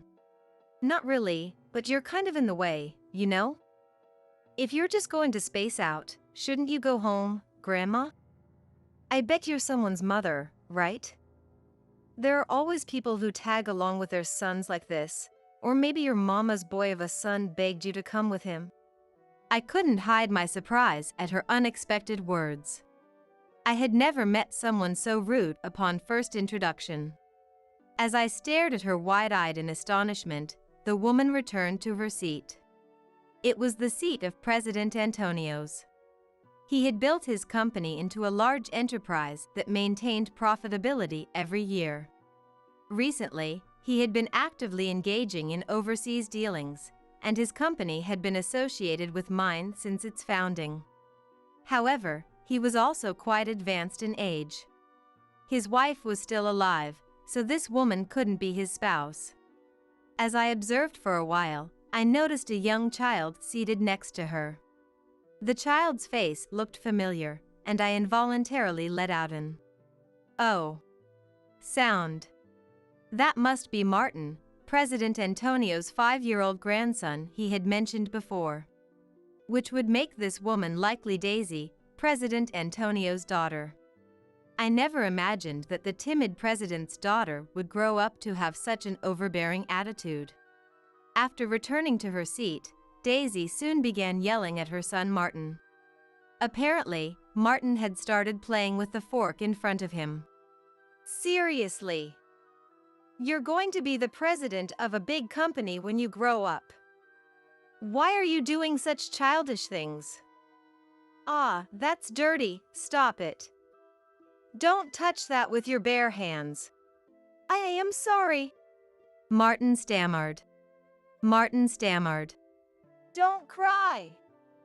You're being too loud, hand it over. Are you saying you won't listen to Mom? Enough with your sniveling. She snatched the fork out of Martin's hand as she shouted at him. It's normal to scold children when they do something wrong, but her way of scolding seemed a bit rough even from an outsider's perspective. I rushed over to them without thinking. You can't talk to him like that, I said. She glared at me out of the corner of her eye and clicked her tongue with an annoyed expression. What, you're still here? Could you not interfere with how I choose to discipline my child? Daisy was clearly hostile towards me. Even so, I firmly chided her. But your child is crying, you know. At that moment, President Antonio hurried over. After greeting me, he immediately turned to her and began scolding her with a frown. Daisy, calm down. It's only natural that Martin would cry if you get that angry. You're too soft on Martin, Dad. Kids won't understand unless you scold them a bit harshly sometimes. She said that and then snapped at President Antonio. Don't butt in. Hearing those words, he fell silent with a troubled look on his face. Then, with the same perplexed expression, I'm sorry for the commotion. He apologized to me. As I reassured him, saying, Parenting is tough. I thought that he probably couldn't be too firm with his daughter due to his gentle nature. But as a father, shouldn't he properly scold her when necessary? I gazed at him with complicated feelings. In any case, Daisy can hardly be called a good mother. At this rate, her child might grow up to be warped. She may consider it none of my business, but if she's struggling with parenting, I've also raised children, so I might be able to offer some advice. However, when she saw my concerned face, she scowled in displeasure and lashed out as if taking her frustration out on me. Wait, you were the president? I totally thought you were someone's mom. I mean, your age, you know? Well, you seem about ready to retire, right? Wouldn't it be better for the next president if you hurried up and vacated the position? Daisy, watch your tongue. How could you say such a thing? But it's true, isn't it? Even people much younger than her are considering me for the next president. So what does it say about the company to have an old woman clinging to the position? Oh, don't take it the wrong way. I'm just offering some advice. I felt my face stiffen involuntarily upon hearing her words. What she said did have some truth to it, but there's a way to say things. As if shaking off my irritation. I suppose so, I ambiguously replied. Humph. Daisy looked at me with a triumphant expression and scoffed. Your company supplies to my dad's company, right? That basically makes you our subsidiary, doesn't it? If you're the president, shouldn't you think more about your employees before complaining to me? That's enough, Daisy. President Agatha is your elder. Show some respect. Don't yell at me. I'm just trying to teach her to know her place since she doesn't seem to get it. Age has nothing to do with it. She glared at him in annoyance as she spoke. President Antonio wiped the cold sweat from his brow, looking flustered. For your company to survive in the coming era, you need someone who can flexibly adapt to modern changes. If you can't take my advice, you might be in for a rude awakening someday. With those words, she spat out her warning, forcefully grabbed Martin's hand, and left the venue. Martin started wailing loudly again as his arm was suddenly yanked. Daisy dragged him along, indifferent to her child's distress. Watching her back as she walked away, I felt unsettled. Sure, I may have butted in unnecessarily, but I didn't deserve to be berated to that extent.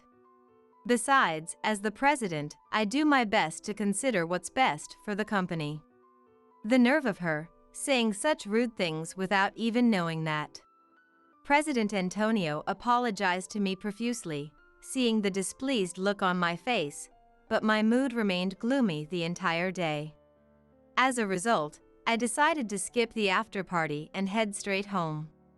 A few days after that New Year's party, Daisy unexpectedly showed up at my company.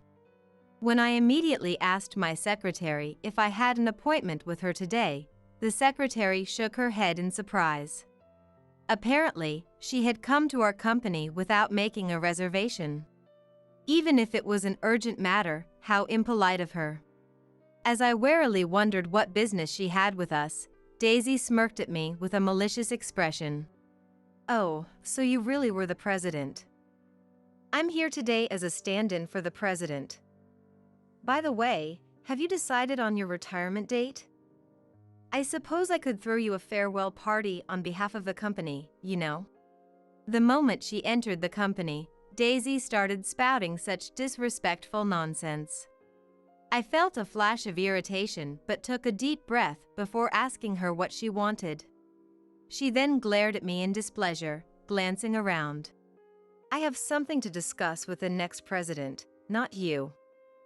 I want to talk about the future plans. I even came all the way here, so where are they? Don't tell me you haven't chosen a successor yet? The next president is currently out. If it's about company matters, I can hear you out. Your stubborn head probably won't understand anyway. Hurry up and call them back. I refused her demand, telling her it was impossible as she shouted at me in frustration. In the first place, the next president was away on a business trip. Even if she demanded their immediate return, it would take several hours. If she had properly informed us of her visit today, this misunderstanding could have been avoided. When I pointed that out, Daisy's face turned bright red as she yelled, I am the daughter of a major corporation's president. How dare a tiny company like yours not heed my words? Who do you think you are? The impossible remains impossible. Please come back to the company on another day. I spoke as politely as I could, but her voice only grew louder. I don't have as much free time as you. I'm raising my only son while working as the acting president of the company. I took time out of my busy schedule to come here, and you're looking down on me because I'm young? I bet you'd have nothing to do if my company stopped placing orders, right? Shouldn't you be accommodating my plans then? Am I wrong?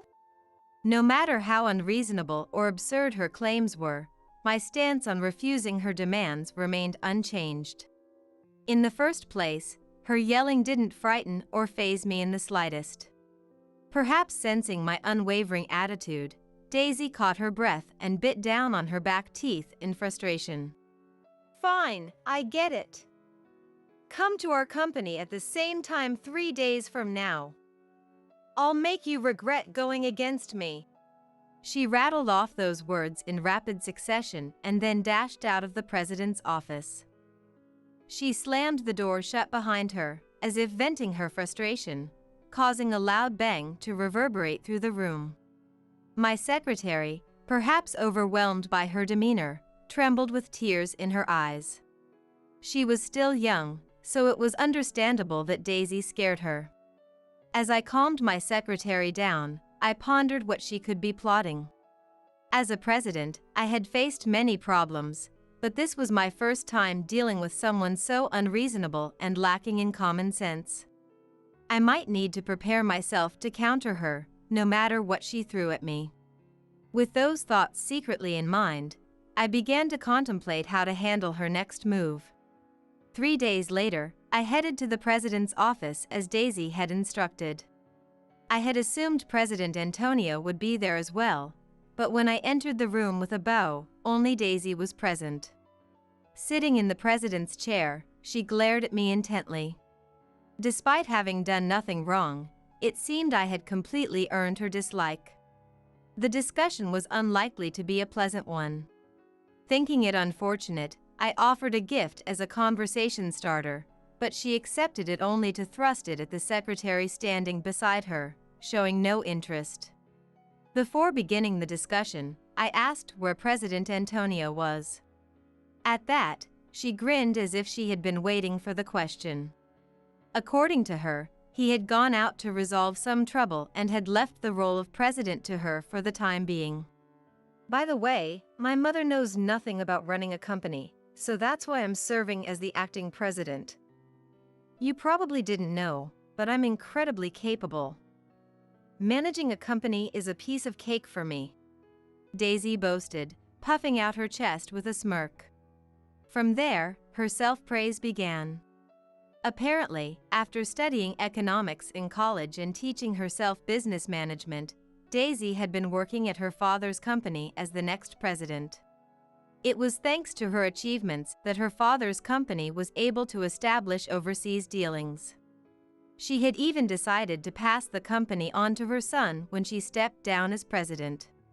Her husband had run off, refusing to acknowledge their child as soon as their son was born, but Daisy had overcome that adversity, raising her son properly and building her current position. Everything I do is right. You complained about my parenting methods the other day, but that's none of your business. You've got some nerve. With those words, she concluded her personal story. I responded with a vague acknowledgement and tried to subtly appease her. To my surprise, she was incredibly easy to win over and beamed at me, saying, "I'm glad you understand." She seemed to take great pride in her accomplishments. I continued to subtly praise her as we carried on our conversation. At this rate, I thought she might be easy to handle. However, she turned out to be a more difficult person than I had anticipated. "So, what was the matter you wanted to discuss?" I prompted, and Daisy finally got to the point. Daisy mentioned that she had some concerns about the products my company was supplying. I wondered if there were any areas for improvement, but she silently handed me the documents she had in front of her. The papers detailed the compensation my company was receiving. I couldn't quite grasp her intentions, but I accepted the documents and skimmed through them. However, I couldn't find anything amiss. As I tilted my head, wondering what this was all about, she smirked. "We've started making our own cheap products, so goodbye." For a moment, I couldn't comprehend her words. Even so, I'm sure my eyes were wide with shock. Seeing my reaction, she laughed heartily, clearly enjoying herself. "This is what happens when you go against me. I was so pissed off that I had your company investigated, and what you're doing is nothing short of betrayal." "What on earth do you mean? Are you still going to play dumb?" "Fine, I'll spell it out for you. No matter how you look at it, Your company's products are ridiculously overpriced, aren't they? You might have fooled my dad, but don't think you can fool me the same way. She mocked me with a triumphant look. I tried to argue back, questioning what made our products overpriced, but she firmly stated that her company could now produce them more cheaply and would be terminating our contract immediately. Her words left me flustered, and I racked my brain for a way to persuade her. This company was one of our biggest clients. If our contract with them was canceled, our company would be in jeopardy. The employees who had believed in me and followed me might lose their jobs. I couldn't let that happen. With that strong conviction, I passionately explained how our products differed from those of other companies and what aspects President Antonio had appreciated, leading to our long-standing contract. However, Daisy refused to listen to reason. Your company is outdated. Cost reduction is essential in the coming era. With people talking about high prices these days, this is for the benefit of consumers too. If you can't even understand that and keep up with the current situation, I think you should seriously consider stepping down as president for the sake of your company and employees. Daisy spoke in an exasperated tone, so I asked if President Antonio also agreed with the contract termination. She brushed it off as if it were irrelevant. I'm the acting president now. I've been given full authority over this company. I'm sure my dad would support my decision. Then, she waved her hand dismissively as if there was nothing more to discuss. Her exceedingly rude attitude almost made me lose my composure and lash out in anger right then and there. I'll bring the contract termination documents to your company tomorrow, so don't try to run away. Her words were laced with venom. I was about to resign myself to accepting the situation when a clever idea suddenly occurred to me. I understand. We won't deliver to you ever again, I said in a strained voice. She became cheerful and showed a smile. Her laughter would be short-lived. I returned to my company and began preparing to confront her when she brought the documents tomorrow. She had been so insolent that she couldn't complain if she experienced a bit of pain. With that thought, I quietly waited for tomorrow to come. The next day, 5 minutes before my scheduled meeting with Daisy, I was wrapping up some paperwork when there was a knock on the door of the president's office, and my secretary's voice rang out. Come in. I called out, and my secretary opened the door with her usual polite demeanor. Ushered in by the secretary were a triumphant-looking Daisy and a pale-faced President Antonio. I immediately thought that what I had set in motion yesterday was already taking effect and inwardly smirked. Thank you for coming, I said, offering words of appreciation before inviting the two to sit on the sofa. Daisy sat down on the sofa with a confident stride and slid the contract termination documents across to me. Beside her, President Antonio was sweating profusely, still seemingly unable to grasp the situation. Are you really going through with the contract termination? He asked in a feeble voice.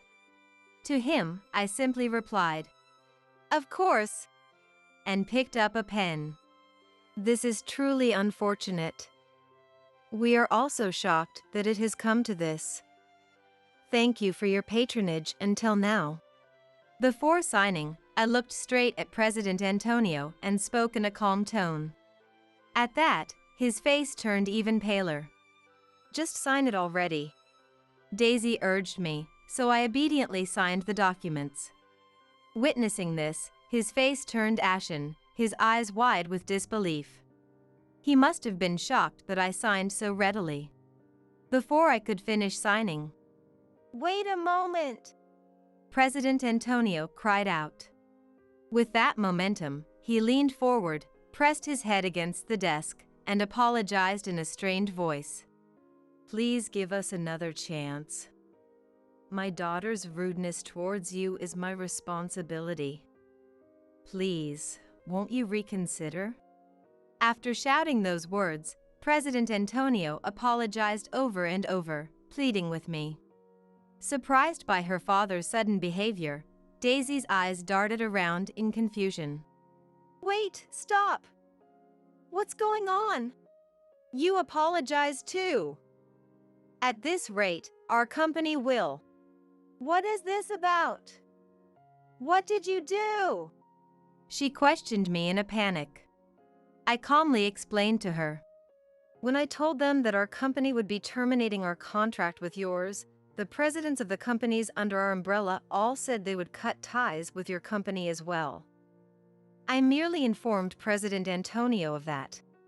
At my words, her eyes grew wide. Beside her, President Antonio held his head in his hands, sobbing uncontrollably. I observed the two of them with a cold gaze. How did this happen? It's your fault. You went and unilaterally terminated the contract. Agatha is my benefactor. The reason I was able to grow this company so much is because she supported me. And you destroyed that in a single day. He finally couldn't take it anymore and glared at her with bloodshot eyes. She was stunned by his words. She finally seemed to understand the gravity of what she had done.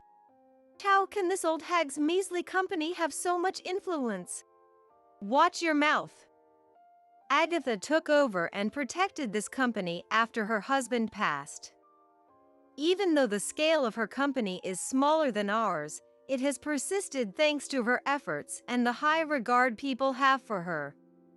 This outcome is only natural. I was the one who was wrong. If I hadn't trusted you just because you're my daughter, this wouldn't have. He clung to me in desperation. He begged me to somehow forgive them for this incident. Seeing him in such a state nearly moved me to pity, but I steeled myself and maintained a stern expression. All of this was to ensure that our company would never again face such a threat. Amid all this, Daisy's cell phone rang loudly. She said it was a work call, so I urged her to answer it. After hesitantly picking up the phone, Daisy's face immediately turned pale, and her mouth fell open. What? What did you say? Daisy arched her back in surprise. Seeing her reaction, President Antonio asked what was wrong. The cost-reduced products I made to replace the ones from here have arrived, and they're all defective. How can this be? Those simple parts should be easy to replicate with our technology. Watching her flustered state, I chuckled softly. Apparently displeased by my laughter, Daisy turned to me with a bright red face, glaring accusingly. That's impossible. Those products utilize unique techniques that our craftsmen have honed over generations. Even if you manage to create similar imitations, they won't be usable. Huh? Our company and yours have different histories, you see. I said that with a boastful attitude, seizing the opportunity. This is what happens when they underestimate my company's craftsmen. Also, our manufacturing methods are trade secrets, so we haven't taught them to your company's craftsmen. Even if you knew how to make them, we have patents, so you can't copy and produce them. If you made them in secret, our employees would notice right away. Well, I suppose it doesn't matter to your company now that the contract is being terminated. Upon hearing my words, Daisy was left speechless. For a few seconds, silence filled the president's office. Both of them had lost their will to fight, their faces ashen. Seeing their reactions as I had expected, I was mostly satisfied, but I decided to execute phase 2 of my plan. Do you want to pretend the contract termination never happened? At my words, President Antonio's head shot up. Seeing him nod vigorously, even as tears streamed down his face, I made a certain proposal. However, there is one condition. From now on, you must never let Daisy be involved in management. I can't trust her. In fact, from the moment I heard she was the next president, I had no intention of continuing business with your company. The future of a company led by someone like her is set in stone. What will you do, President Antonio? Without hesitation. I understand, He replied. Hearing his answer, Daisy angrily confronted him. Why? I've been studying to take over the company. You know how talented I am, don't you, Dad? Who else is going to succeed you if not me? In the first place, you're the one who decided you were the next president on your own, right? I never intended to entrust the management to you. There's a woman among our company's executives who is more capable than you. I wanted to leave the company to her. But then you said you wanted to be the next president, so I... Don't tell me, that impudent woman? I absolutely won't accept that. It seemed she had forcibly claimed the position of the next president. I hadn't met the woman they mentioned yet, but she, biting her lip in frustration, spun around to face me. Don't tell me you did this because that impudent woman told you to. She cast unwarranted suspicion on me, but I shook my head. I don't know who that woman is. But President Antonio, if she's truly competent, I believe choosing her is the right path as a president. Through this incident, have you learned the consequences of being lenient just because she's your daughter?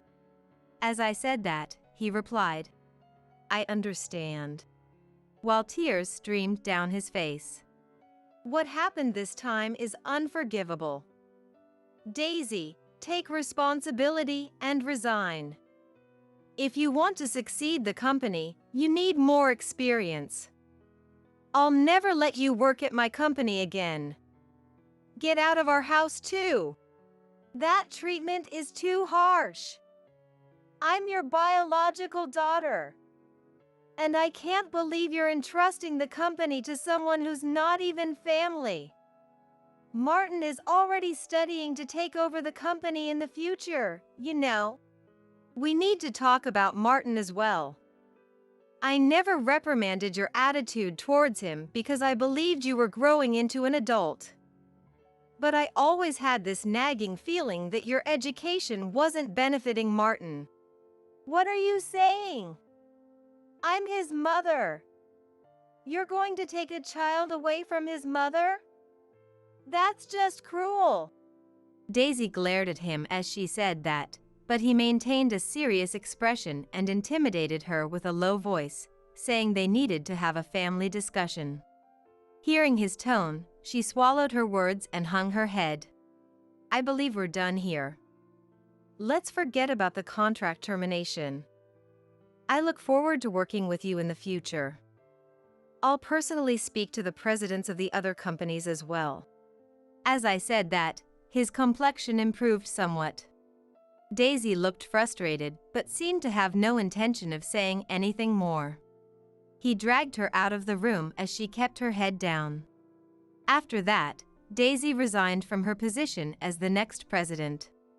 The woman they had mentioned took over as the next president. She came to greet me once, and unlike Daisy, she was a graceful and intelligent woman. Apparently, she was really kicked out of the house and told not to return until she could support herself. After a thorough discussion about Martin, he chose President Antonio over Daisy. Daisy reportedly cried about being an unlucky parent, but it seems he had been constantly oppressed by her and found it painful. President Antonio empathized with Martin's feelings and decided to raise him. Even though her child was taken away, Daisy threatened, I'll sue you. But with Martin's testimony, her lawsuit apparently didn't hold up. In the end, she was forced to leave the house and live on her own. The presidents under my company resumed their dealings with President Antonio. However, due to this incident, his standing took a significant hit. He was shocked to see his company's performance, which had been steadily rising, now stagnating. Furthermore, various plans Daisy had carried out at the company without permission came to light, resulting in billions in losses. It's unclear whether President Antonio's company can recover, but since he bears some responsibility, I hope he reflects deeply on this. My company avoided the contract termination and maintained its performance. In fact, as President Antonio desperately tried to regain his company's performance, we received a flood of orders from him, increasing our revenue even more than before. Moreover, an overseas company that had taken notice of my company directly proposed a business deal. By accepting that deal, my company successfully expanded overseas. Faced with rewarding work, our employees united and even succeeded in developing new technologies.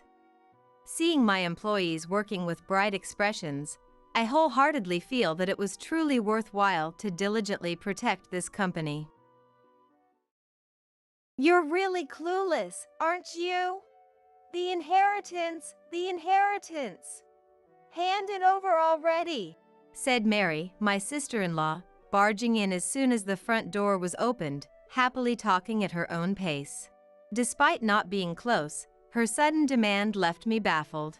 If it weren't for Henry, I wouldn't even want to come near such a gloomy place.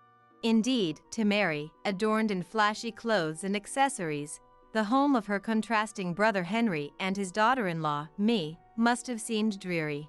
However, I thought Mary, who talked about the inheritance at the doorway without even looking at her late brother's portrait, was much more spiteful. This attitude of Mary's wasn't new. She boasted about her confidence in her appearance and often treated the gentle-natured Henry harshly. I had heard from him that once he began to advance in his career and earn a significant income, Mary changed her attitude and started cozying up to him. I was truly appalled by Mary's lack of compassion, barely visiting when Henry was repeatedly in and out of the hospital and not crying at all during the funeral. I had decided to have nothing more to do with her, but greedy Mary wouldn't have it. We don't have all day, hurry up. Sally must be busy too, right? Mary, with eyes gleaming with anticipation, was convinced she was entitled to the inheritance. However, I possessed something that would utterly change that expression. It was the last words from my late husband. Read this, and you'll understand everything. I am Sally, a widow in her mid-60s, living a modest life. I lost my beloved husband about a month ago, his long-standing illness having worsened. We met and married in our 40s, so we had no children. The loss felt overwhelming, having supported each other for 20 years. Was there any need to keep cooking for someone when there were no children? I considered following Henry but, embarrassingly, lacked the courage. Furthermore, no matter what happens to me, live on without losing heart. Sally, you're an independent and remarkable woman, Henry often told me. Ignoring his now final words was something I could not do. Life changed drastically after Henry passed away. I witnessed his last moments at the hospital in the middle of the night, then went straight to arrange the funeral, which proceeded smoothly. This time, being too overwhelmed to mourn or dwell on my thoughts about Henry was somewhat a relief. Many people, including my sister and her husband, encouraged me and helped prepare for the funeral, which helped me get through this month. I barely remember this period. Sally, you did a commendable job as the chief mourner. Henry must be resting in peace in heaven, assured by your strength, my sister later told me. Though everything was new and I was constantly on edge, which led to a few days of illness, it wasn't all bad. More people attended the funeral than I had anticipated. Henry had worked at a renowned company and was a senior executive, so I expected many attendees I wouldn't know. However, colleagues from the company praised Henry's character and some even shed tears. Among them were people who had traveled from overseas branches, sharing stories of going out for drinks with Henry during his business trips. It was regrettable that I couldn't spend ample time with each of them, but I made sure to note down everyone's names and addresses to send thank you notes and small tokens of appreciation later. My sister and her husband took care of these arrangements, allowing me some respite now. I'm endlessly grateful for Henry's gentle nature, which, I believe, made this possible. I want to boast about being blessed with such wonderful people, but lately, I've had doubts. Primarily because of his sister, my sister-in-law, Mary. Despite being 12 years younger than Henry, Mary is still youthful compared to women her age. Her high sense of beauty made her somewhat of a celebrity in the neighborhood. And she is well aware of it, seemingly enjoying her days enhancing her beauty. I have no issue with that. Though she's turning 58 and the appropriateness of wearing miniskirts is debatable, it's not for others to judge, so it doesn't bother me. The problem lies in her constantly making snide remarks towards me. I'm not as pretty as her, nor do I share her enthusiasm for yoga and spas. Sally, you always look so dowdy. Aren't you embarrassed? Henry was wealthy. Why didn't he marry someone more beautiful? She'd say, evaluating what I wore as if appraising my worth whenever we met. What's with using an unknown brand bag at your age? And those shoes, how long have you been wearing them? You were wearing those the last time we met, right? It's easy for me to tell when someone lacks taste, even if their clothes are nice, because it shows in their accessories. Won't Henry buy you any? He doesn't desire material things, so if you asked, he would buy them for you, wouldn't he? I have enough bags and shoes, though not as many as her. Being called sloppy is one thing, but I've never been one to hoard items. In fact, I make it a point to discard at least one old item whenever I buy something new, so my home is rather clean. Whenever Henry asked me if I wanted anything for our anniversary or my birthday, I would plan a trip without hesitation. I've always believed that memories are invaluable and cannot be bought. Now that he is gone, I'm glad I made those choices. Mary would mock me indirectly with her remarks. Henry wasn't much to look at, so in that sense, you're well suited. But you must have married him for his money, right? No matter the insult, she always concludes with this. This is the issue I have with Mary's behavior. She spreads rumors among relatives that I married Henry for his money. Apparently, there were plenty of women who approached him with that intention. He wasn't one for gambling or nightlife. His hobby was mostly fishing, so I remember being surprised by the amount of his savings when we got married. However, I never intended to splurge his wealth. At that time, I had been working for 20 years at the same company and had my own savings, though not as much as him. Sharing similar values about not spending excessively was one reason we got married, not because I was after Henry's money as Mary claims. I've tried explaining this to her and asking her to correct this misunderstanding with our relatives, but she never listens. It seems she's decided we're incompatible and constantly finds fault with me. Say has always been fiercely competitive, and Henry, during his lifetime, tried to avoid her as much as possible. This might be why she barely helped with Henry's funeral arrangements. Indeed, I was the chief mourner, but whenever Henry fell ill or was hospitalized, she would never offer words of concern, no matter how often I contacted her. On the contrary, there was a time when she got angry and said, "Don't contact me about every little thing." After that, I internally decided not to inform Henry about anything that happened. However, thinking that letting Henry know could affect his condition, I would lie gently in front of him, saying, "Mary was worried about you."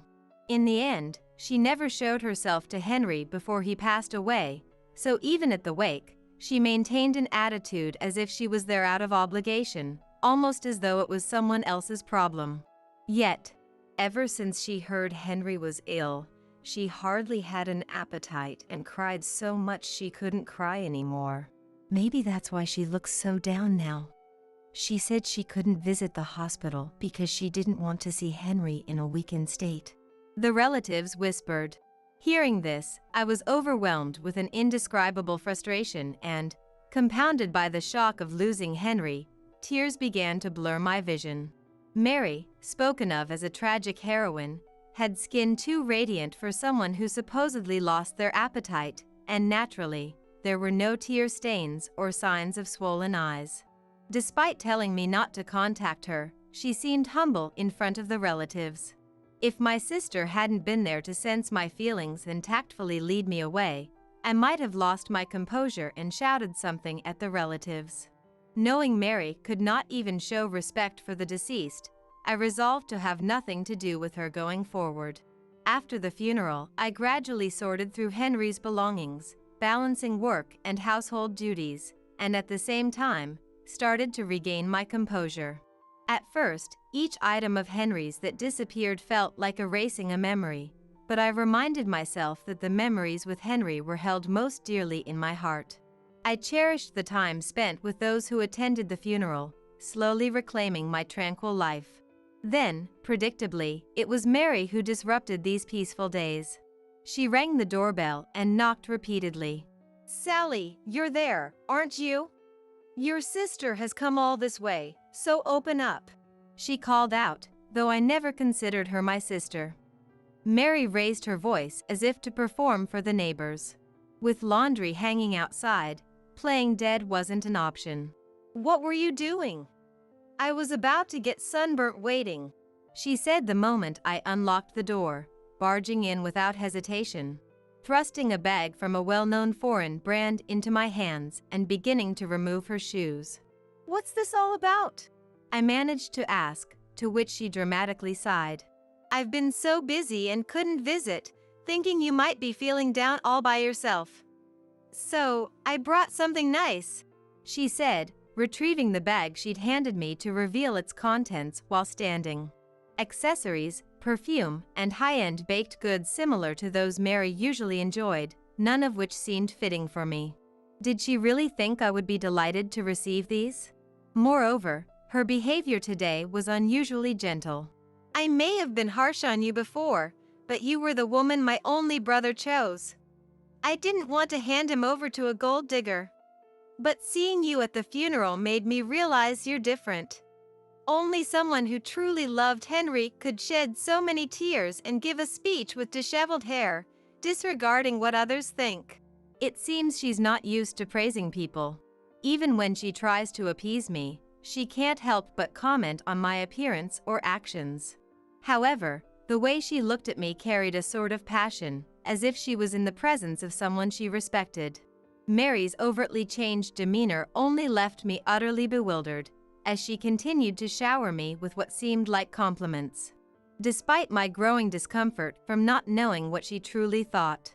I'm sorry. I still haven't settled the estate affairs. It's not in a state for visitors right now, I conveyed gently. Her eyes narrowed, returning to her usual cold gaze. Do you really think I came all this way just to see your annoying faces? She shouted. It's about the inheritance, obviously. You shouldn't have to be told that. What? Confused by her gesture, indicating I should hand something over, I was at a loss. How long do you think I've been waiting? I have a pretty good idea of how much Henry earned, so I know roughly how much I should be getting from the inheritance. It's pointless for you to try to keep it all. Hand it over now. If you're thinking of deceiving me, I'll call a lawyer and the police. The division of property is being handled by a lawyer, so there's no deception involved. Don't play dumb. I'm entitled to a share of the inheritance, aren't I? She yelled, her face turning red. Given that Henry and Mary were siblings, it would be natural for Mary to have a share. However, Henry often spoke about this issue, expressing his concern. Mary, known for her beauty, alongside their parents who favored her, had bullied Henry since childhood for his looks.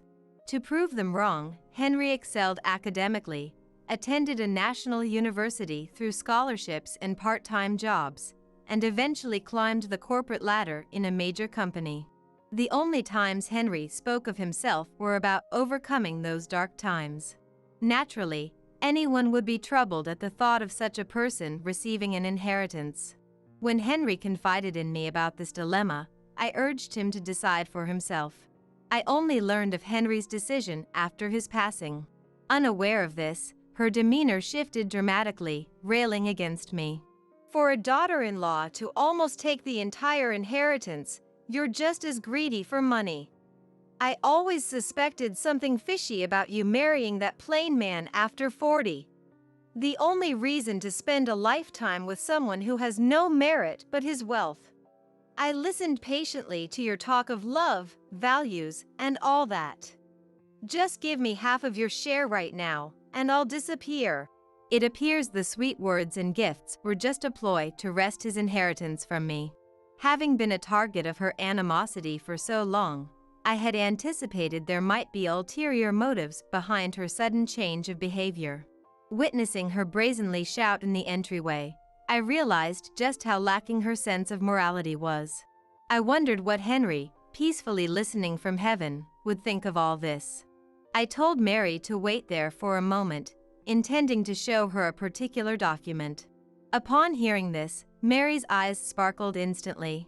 You really understand me. Let's go eat some delicious French cuisine with that money next time. And she blurted out something nonsensical. Not wanting to be swept up in Mary's pace, I retrieved the document from the back room without agreeing to her plans and handed it to her. Please, this is from Henry. You can have it, I said as I gave her the document, Henry's last letter. Essentially his will. Mary, sensing what it was, quickly opened it. Her eyebrows, meticulously shaped, moved up and down, clearly agitated by the letter's contents. What does this mean? I don't understand this. Her ignorance stemmed from her own choice not to see Henry. The words almost reached my lips, but seeing Mary collapse weakly into a seat, I doubted they would reach her now. The will stated that Henry bequeathed all his possessions to me, as a final gesture of appreciation for a life shared in mutual support and love, leaving a passionately written message too private to read aloud. Reading this, I felt a renewed warmth for Henry, who thought of me even while battling his illness, making it clear Mary would receive not a cent. Despite the clear answer, Mary, unable or unwilling to accept reality. What does this mean? She murmured. Her face paled, and no response came from her as I half forced her out and quickly locked the door. Through the door's glass, I faintly saw Mary's shadow sway and stagger away. Feeling relieved that she wouldn't bother me again after reading the will was short-lived, the next afternoon, Mary called. I never thought you could be such a villain, Sally. How dare you deceive me? Her fury was palpable even over the phone, sending a chill down my spine. But I had done nothing wrong, nor did I deserve to be slandered as a villain by her. I was about to respond with renewed determination, but she cut me off. You're probably feeling pretty good about knocking me down, aren't you? But sadly for you, you're about to experience real pain. This is your punishment for angering me. Don't think apologizing now will make me forgive you. I could vaguely understand she was talking about the inheritance, but I had no idea what she meant by me feeling pain or apologizing. Confused and silent, perhaps she thought my silence was hesitation, as she began to laugh loudly. See? It's too late for apologies. I'd love to visit you right now, but I have an appointment with my lawyer, so I'm busy. Her triumphant statement made no sense to me. Why she needed a lawyer or why she felt the need to inform me about it was beyond me. Instead of bothering with me, she could have gone to her usual yoga or spa sessions, I thought idly, only to be interrupted by her yelling. Don't you understand the situation? Talking to you is just frustrating, a real beauty killer. I'm not satisfied with the division of the estate and am preparing to sue over it. Whether you schemed in secret with your husband or not, it's inconceivable for a daughter-in-law to take everything. It's against the law. Thinking showing me Henry's will would silence me was a big mistake.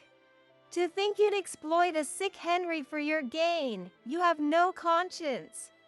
I have a right to the inheritance, and I intend to claim it. It seems she was under the impression I was hoarding the inheritance. By manipulating Henry to write the will in my favor, which finally broke my silence. It would be a waste of your time to go. The will was directly handed to a lawyer by Henry himself. I only read it afterwards, so there was no trickery involved. Plus, I've been informed by the lawyer that you have no claim to the inheritance. So, I think it's best if you didn't bother, as you're unlikely to be taken seriously. My calm response only angered her further, her voice growing louder. What's with that attitude? You won't be able to act so smug for long. Just wait, I'm serious. I've been calling repeatedly since yesterday and finally got an appointment. The lawyer understood my determination. Surely, they'll be on my side and manage to get compensation from you. Just you wait. With those words, reminiscent of a cartoon villain, she hung up. Why she called when she wouldn't listen to anything I said was beyond me. Perhaps she thought the mention of a lawyer would rattle me, enjoying the thought of my unease. Far from reflecting on not receiving a cent from her own brother, she seemed rather invigorated by her resolve to take what she believed was hers by any means necessary. Months passed without incident, and I managed to sort through Henry's study, which had been cluttered with various items. In parallel, I gradually packed up, leaving the house filled with memories of Henry and me. Henry had always wanted to retire to a quiet house in the suburbs, and I decided to fulfill that wish. Selling the house and land we lived in, I moved to an area where my sister and her husband lived, using the proceeds as a down payment. While it's regrettable we couldn't do it while Henry was alive, our dog Max, who had been with us for over 10 years, seemed to enjoy the new home.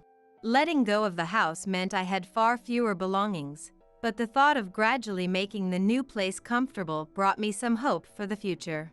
Yet, the strange feeling of Henry's absence persisted, and the lack of furniture only seemed to amplify the loneliness. Especially when Max was sleeping, I found myself lost in thought more often than not, knowing it wasn't particularly healthy. As if interrupting my days, my smartphone suddenly blared one day. Half asleep and without checking, I answered during a TV show. You're trying to ruin me, you curse. It was Mary, screaming without any preamble, which instantly woke me up, though it was still unclear what she was ranting about this time. Sensing my silence, Mary didn't wait for a response before continuing. It's your fault I'm getting divorced. The inheritance didn't come through because of you. What? My surprised response was more out of formality. I had guessed the situation. Likely, Mary had told her husband she would receive a portion of Henry's estate, and their relationship soured when that didn't happen. A fragile marriage, to say the least. Blaming their issues on me was hardly fair. Don't just stay quiet. Apologize. Your fault I can't live properly now. What am I supposed to do all alone? Why don't you work? You're still young in your 50s. I retorted, causing Mary to fall silent. Whether irritated by the suggestion to work or caught off guard by the mention of her age, Mary needed to face reality eventually. If you were living on your husband's salary, you shouldn't need the inheritance, right? Why did it lead to divorce? My husband was after Henry's estate from the start. If Henry's inheritance wasn't coming through, then he had no further use for me. Despite having spent decades together, he claimed all was ruined because of me, a woman whose only assets he saw were her looks and money. He even said he wanted his time back, expressing his anger dramatically. Why should I be the one to get yelled at? My husband is a pitiful man with a low salary. I'm the one who wants my time back. I had only met her husband at family meetings and then yearly at Christmas gatherings. Like Mary, he had a flashy impression, fond of brand-name clothes, accessories, and luxury cars. Given her mention of his low salary, it's likely they both had been eyeing Henry's wealth for some time, probably spending recklessly without any savings. Having lived lavishly on her husband's dime, Mary wasn't in a position to make claims. Marrying someone for their money and then squandering it was their own fault. Even after consulting with a lawyer, I was turned away, told I had no claim to any inheritance. Everyone's making a fool of me. But you're the one I can't forgive. If it weren't for you, none of this would have happened. Despite my warnings, she went to the lawyer, only to face the embarrassment I predicted. Sally, you must have brainwashed my husband, right? He said he should have married someone like you. Why does he mention your name? You must have seduced him behind my back. That's the only explanation. Why would you think that? I don't even have his contact information. Lies. He's never praised a dowdy middle-aged woman before. You must have seduced him and had an affair. Confess, and if you give me the inheritance, I might forgive you. This is nonsensical. Frustrated by her baseless accusations, I ended the call. The house was already being demolished, and the land was sold, so she couldn't come after me there. I hadn't given her my new address, making future encounters nearly impossible. Just to be sure, I blocked her number, determined to live peacefully. Half a year passed, and Max adapted well to our new life. My sister and I went out to eat once or twice a month, enjoying our days. My recent health checkup showed no issues, and the local shops provided convenience, leaving little to worry about except for that phone call a few months back. Mary, having divorced and depleted her savings, apparently sought welfare support at the social welfare office. During her visit, she was told that if she had relatives who could support her, she would not be eligible for assistance. The relatives who once praised Mary all refused to help with her living expenses, likely aware of her history of lavish spending. This led to her being isolated from her relatives. A caseworker then contacted me, but of course, I had no intention of helping. Considering how she and her ex-husband had approached us with financial motives and her disrespectful behavior even at the funeral, I felt no obligation to assist her now. Despite her accusations of me being money-minded, it was Mary who had succumbed to her own greed. I'm unaware of her current situation. Rumors suggest she quickly lost a job she had found due to conflicts, or that her neighbors noticed her ex-husband's absence, deducing their divorce and her subsequent move. No one seems to know where or how Mary is living now, and I've lost interest over time. Regaining my peace of mind, I cherished my time with Max more than ever. Max, who was always gentle like Henry, became even quieter with age, which worried me.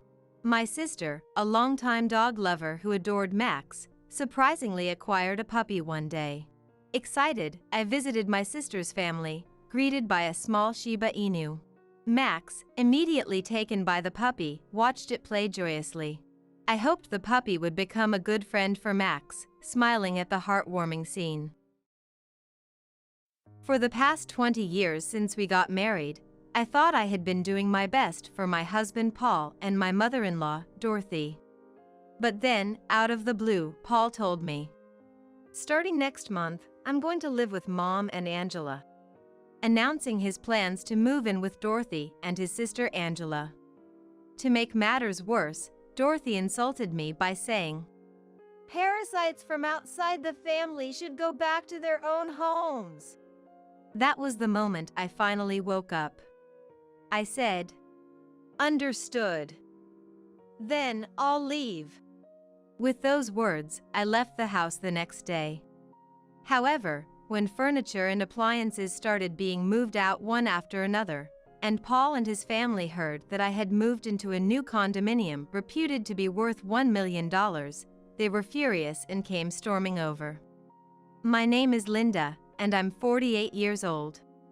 I work in the accounting department of an air conditioning company. I lived with Paul, who is 2 years younger than me, and my mother-in-law Dorothy. We have no children. Paul and I first met when he joined the large real estate development company where I worked. Initially, I watched from the sidelines as he was doted on by female colleagues and older male employees, thinking he was just a man of these times.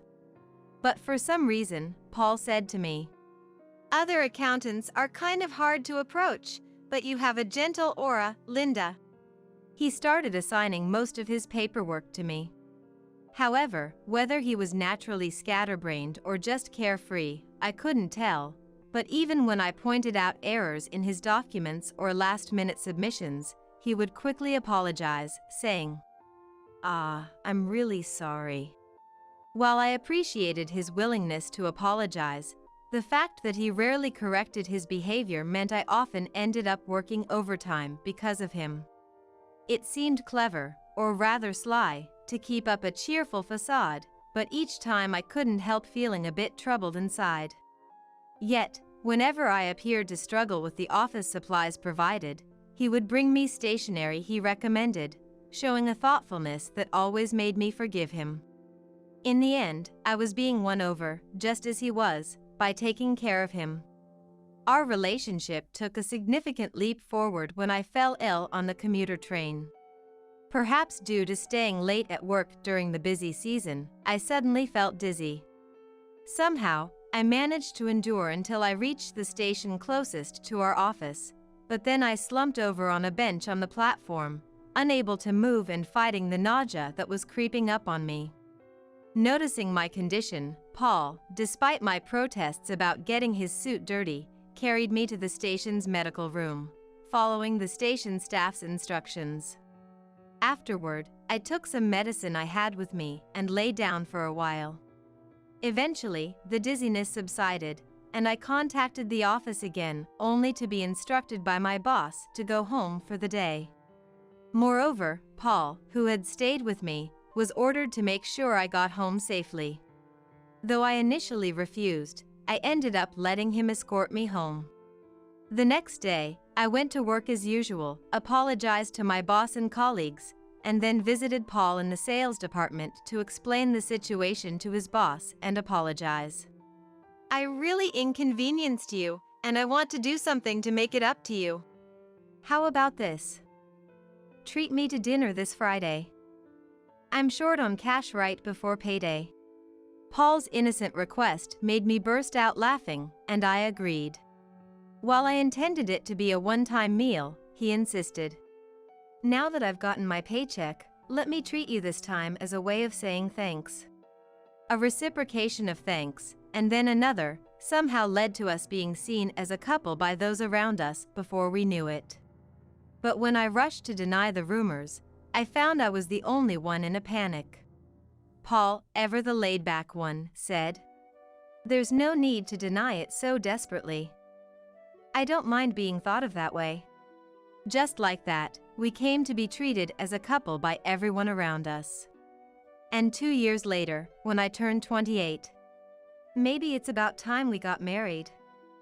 It would probably make everyone else feel more at ease," he suggested, and we got married.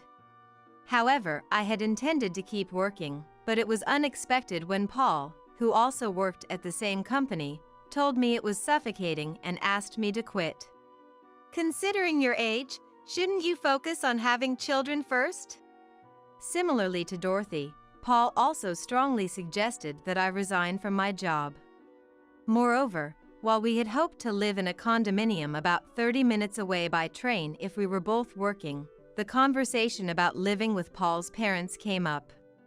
In fact, my father-in-law had passed away 10 years ago, and ever since my sister-in-law Angela, who is 4 years older than Paul, got married and moved out 3 years ago, Dorothy and Paul had been living alone together. Although I knew as the eldest son, Paul would eventually live with his parents, I wasn't keen on starting our marriage living with them. However, if Paul were to move out, Dorothy, being left alone, strongly opposed living separately. Convinced by the economic benefits of saving on rent, we started our married life living together. For a while after we got married, everything was peaceful. Dorothy was proud of Angela, who graduated from a prestigious university, landed a job at a major general trading company, and married an elite man from her workplace. Despite being the eldest son, Dorothy seemed to show little interest in Paul. Angela, who lived in a condominium about 30 minutes away by train from her parents' home, often begged Dorothy to help with household chores. "Mom, please come help. I'm too busy every day to handle all the housework." Dorothy, flattered by her beloved daughter's plea, didn't mind at all and regularly went to Angela's condominium, acting like a maid, cooking, cleaning, and doing laundry. However, there were times when Dorothy alone wasn't enough to handle everything, or when Angela took a vacation and they went out for afternoon tea at their favorite hotel, that I would also be called upon to help. But on regular days, Dorothy barely interfered with Paul and me, making our cohabitation more comfortable than I had anticipated. Given that, I thought helping out at Angela's place occasionally wasn't much of an issue. However, one day, Angela and Dorothy planned a one-night trip for rest and relaxation. During their absence, I was asked to tidy up Angela's house alone. Angela said it would be bad to inconvenience her husband while we're gone, so please take care of the cleaning, laundry, and prepare meals in advance. After sending Angela and Dorothy off and receiving the keys, I entered Angela's condominium and began doing the household chores as instructed. Cleaning, laundry, ironing, I went about my usual routine. But when it came time to store the prepared dishes in the fridge, make sure you chill his favorite brand of beer. He gets grumpy if it's not cold, I remembered being told. Checking the fridge, I found not a single bottle of the crucial beer. Only the mineral water and beauty drinks Angela drinks every night. I should have checked before going shopping. I regretted, but it was too late. Reluctantly, I headed to the nearest supermarket, only to find they didn't stock the specific brand of beer. The beer Angela's husband preferred was a Belgian brand, not as readily available as domestic brands in any supermarket. Initially, I thought finding it would be easy if I just went to another store, but after visiting nearby supermarkets and drugstores that also sell food, I couldn't find the brand anywhere. Back then, map apps weren't as widespread, and I wasn't familiar with the area around Angela's condominium, so I had no idea where to find what stores.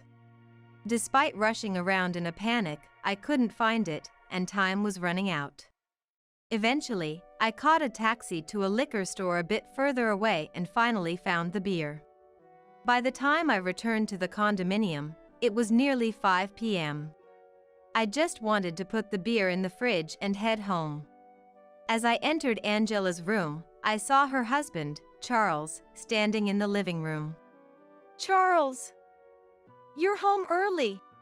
As I said this, trying to tidy up the apron and the bag of food containers left on the sofa. What's all this? I was told we hired someone to take care of the house, he questioned. According to Charles, he had initially planned to invite his mother to live with them since they were both going to be working full-time. My family is just like my wife's. My dad has passed away, and since I have no siblings, my mom is the only one I can rely on. So, I asked her to live with us in exchange for helping with household chores, he explained. However, Angela retorted, Then I want to invite my mom to live with us too. It's unfair and dishonest to favor only your mother. I was scolded for that. As a result of the discussion, it was decided not to rely on either of our parents, but to hire someone for the household chores. And it was settled that we would share the costs for this. However, in reality, Dorothy and I were secretly called upon to do the housework. Upon learning the truth, Charles immediately contacted Angela's mobile phone. Perhaps sensing trouble, Angela and Dorothy rushed back from their trip, but it escalated into a big fight with Charles demanding explanations. Unable to leave and forced to listen in, it seemed Angela had been using the money Charles gave her for housekeeping on her own spa treatments and leisure activities with Dorothy. Dorothy managed to apologize on the spot, promising to be more careful in the future. But later on, it came to light that Dorothy and Angela had been gifting presents to and going out drinking with the handsome stylist at their favorite hair salon. Furious, especially after the previous incident, Charles refused to listen to Dorothy's persuasion, leading to a divorce. Since Angela and her husband had only been married for about 5 years and lived in a rental condominium, there was no dispute over assets, and they divorced without any compensation. It seems she couldn't bear the rumors at the workplace since they worked at the same company. Angela, having been scouted, resigned and moved to another company simultaneously with her divorce. However, it seems she struggled to build her career as hoped in the new environment. Angela, frustrated, began to lash out at me along with Dorothy. It's all your fault this happened. If only you had handled things better, none of this would have occurred. You're the one who ruined my life. That's how they started blaming me. Moreover, at a time when I was distressed over not being able to have children, Dorothy mocked me, saying, I wanted to see my grandchildren, but I guess it's for the best. A grandchild born from such a defective woman wouldn't have been lovable anyway. She said that bluntly. The sheer unfairness made me burst into tears. But what shocked me more was when Paul saw me crying and disdainfully said, If you're going to cry and regret your sins now, why couldn't you have just done as they said? It's me who wants to cry, being caught up in your mistakes. Hearing that made me feel so devastated, my legs almost gave way. Because it meant Paul seriously thought I was to blame, despite knowing everything. In other words, I had no allies in this house. Realizing this, I immediately thought of divorce, but being a housewife with no job made it not so simple to just say I wanted a divorce. I could go back to my parents' house, but moving back unemployed to a house where my brother and his wife lived nearby would just make me feel small. And it would likely be hard to find a job in the countryside that would allow me to live on my own. So, I decided to focus first on establishing a financial foundation, swallowing my pride. I found a part-time job in accounting, secretly relying on connections from my previous job. I got permission by tearfully telling Dorothy and Paul. It pains me to just be a housewife when we're struggling to have children, so I want to at least work a part-time job to help with the household finances. And I started working the next month. Of course, neglecting housework could lead to snide comments and possibly demands to quit my job. That's why I pushed myself hard, even when tired or feeling unwell. I made no compromises at work, seizing any chance to improve and continuing to strive. As a result, I was promoted to a full-time position in the second year of my part-time job. 5 years later, I was invited by a former boss to join the current air conditioning company and have continued to work hard. But recently, as we approached our 20th wedding anniversary, after dinner, as I was doing the dishes, Paul came and said, Come to the living room, I have something to tell you. It was unusual for him to seek me out as he usually spent his time happily with Dorothy, indifferent to whatever I was doing in the house.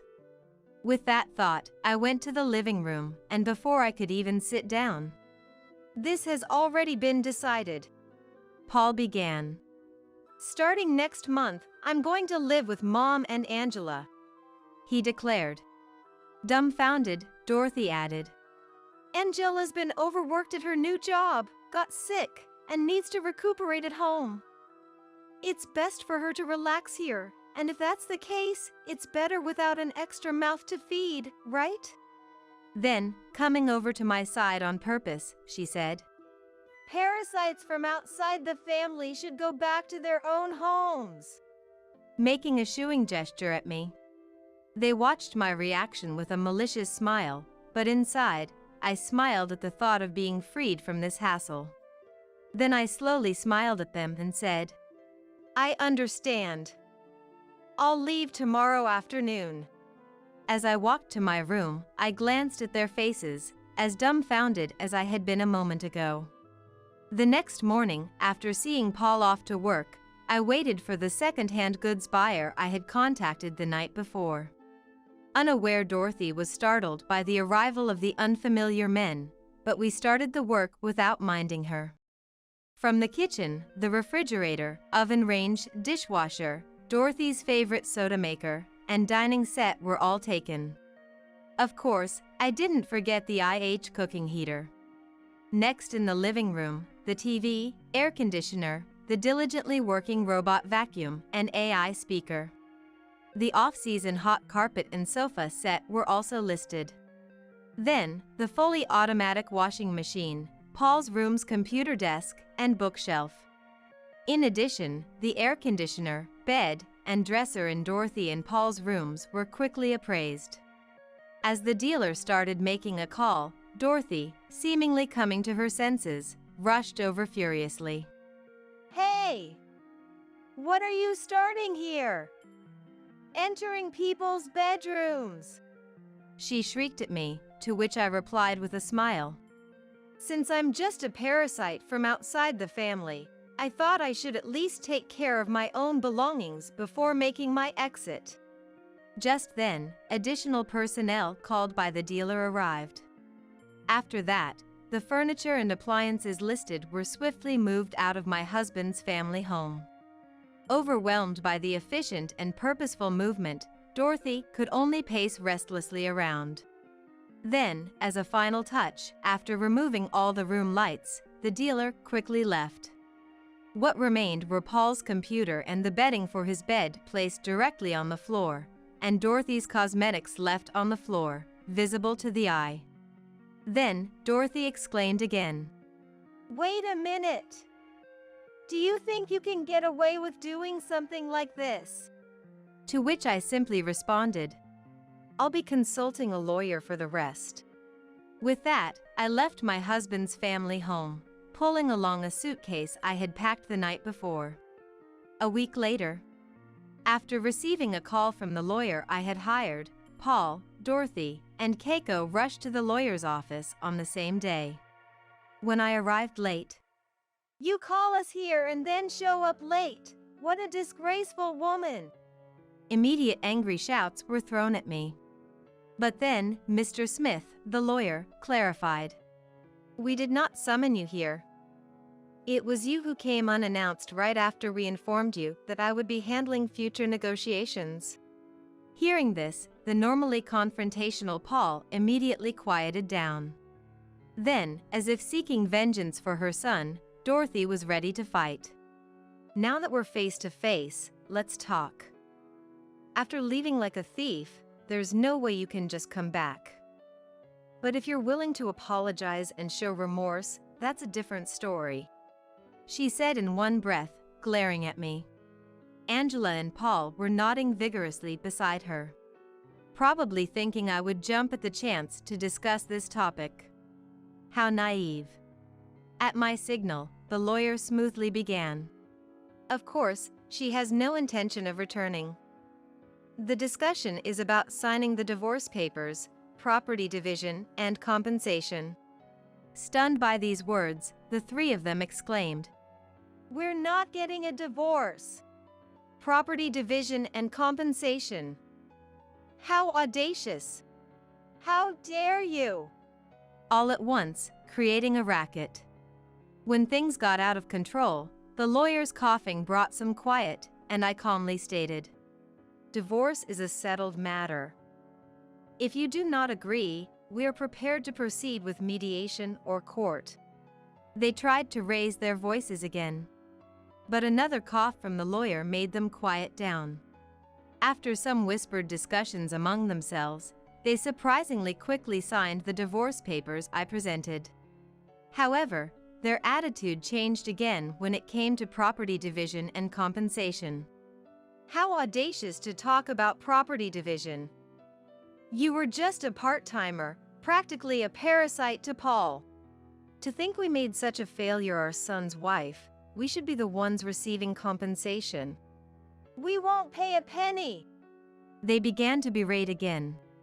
Then, I presented the recent 5 years household accounts and the bank account statements I used for managing living expenses.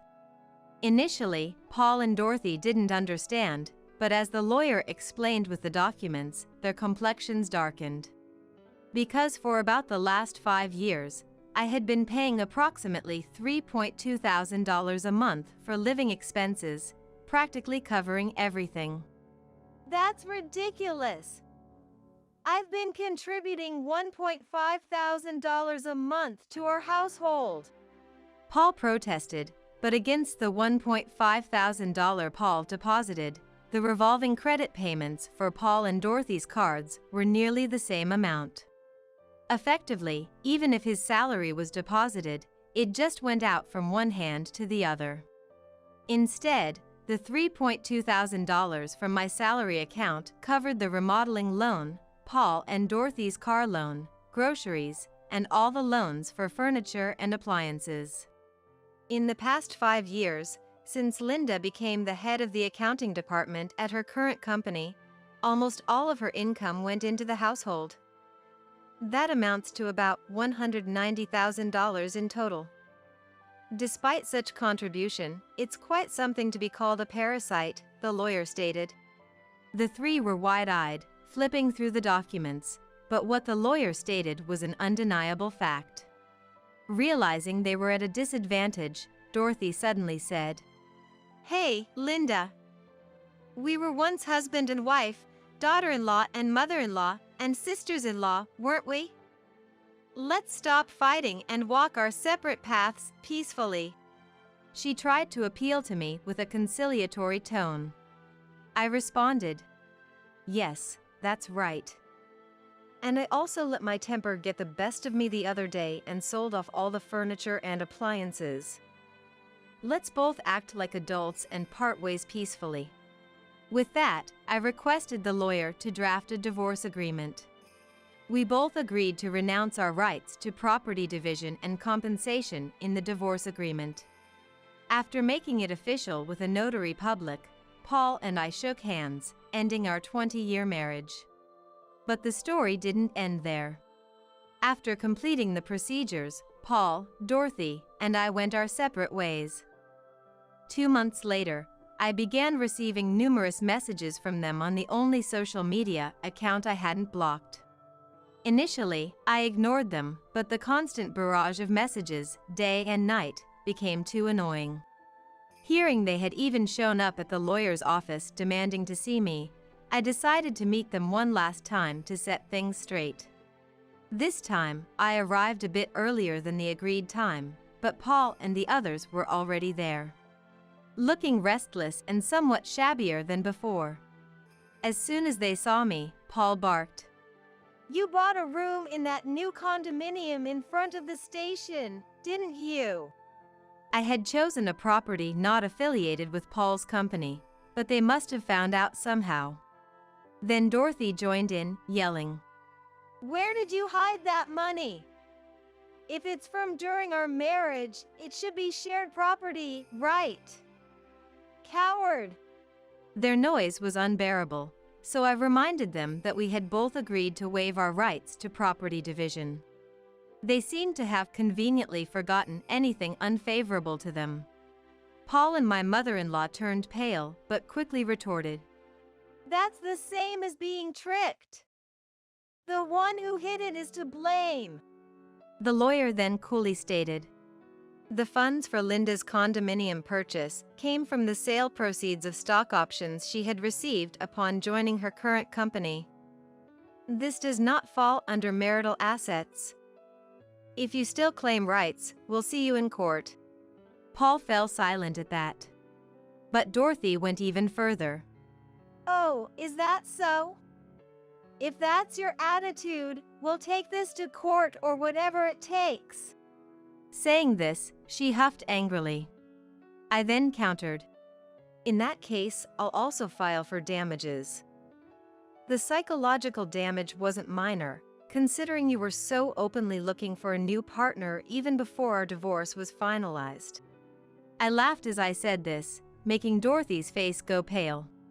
Next to her, Angela, who had been sitting dazed, also turned white when I added, "Of course, Angela, I'll be claiming damages for the emotional distress you've caused me. I've kept all the evidence of the verbal abuse and harassment you've inflicted on me after your divorce from Charles." I laid out a voice recorder, USB drives, and printed messages as proof. Lastly, I said, "By the way, Angela, you know Mary, right? Actually, she's the daughter of my direct superior. As I looked straight into Angela's eyes with a smile, her complexion turned even paler. I had already discussed and consulted my current employer to some extent about the situation to prevent any disruption in my work. In fact, that supervisor has a daughter named Mary. I've met her a few times at company BBQs and other events, a cheerful and wonderful woman. However, right after graduating from university and joining a company, Mary faced terrible harassment from her boss and is currently on leave due to mental health issues. The person who harassed her was Angela. Mary's parents divorced when she was young, and since then, she has been living with her father. Because Mary didn't have any close female figures, I was asked to take her out for meals and shopping to help her get a change of scenery, to which I happily agreed. Our conversation started with trivial matters, and I mostly listened to Mary, but I was shocked when Angela's name came up. At the same time, I learned that Angela's so-called medical leave was a complete lie. She was actually under a home stay order because her treatment of Mary had become a problem at work. This prompted me to start preparing for a divorce as quickly as possible. If Angela were to be demoted or fired, she would undoubtedly end up moving into my husband's family home. That would put me in an even more difficult financial and mental position. I was wondering how to initiate a divorce to my advantage when I was conveniently kicked out by them. I made a show of selling all the furniture and appliances. I pretended to make a sacrifice by giving up claims to property division and compensation. The reason I made a notarized document was because of the new share options. After all, due to Paul and Dorothy, I had hardly any savings, so if we had gone through a strict property division, I would have ended up paying out more. There's no guarantee of getting compensation if there's no money to pay it, even if I won the case.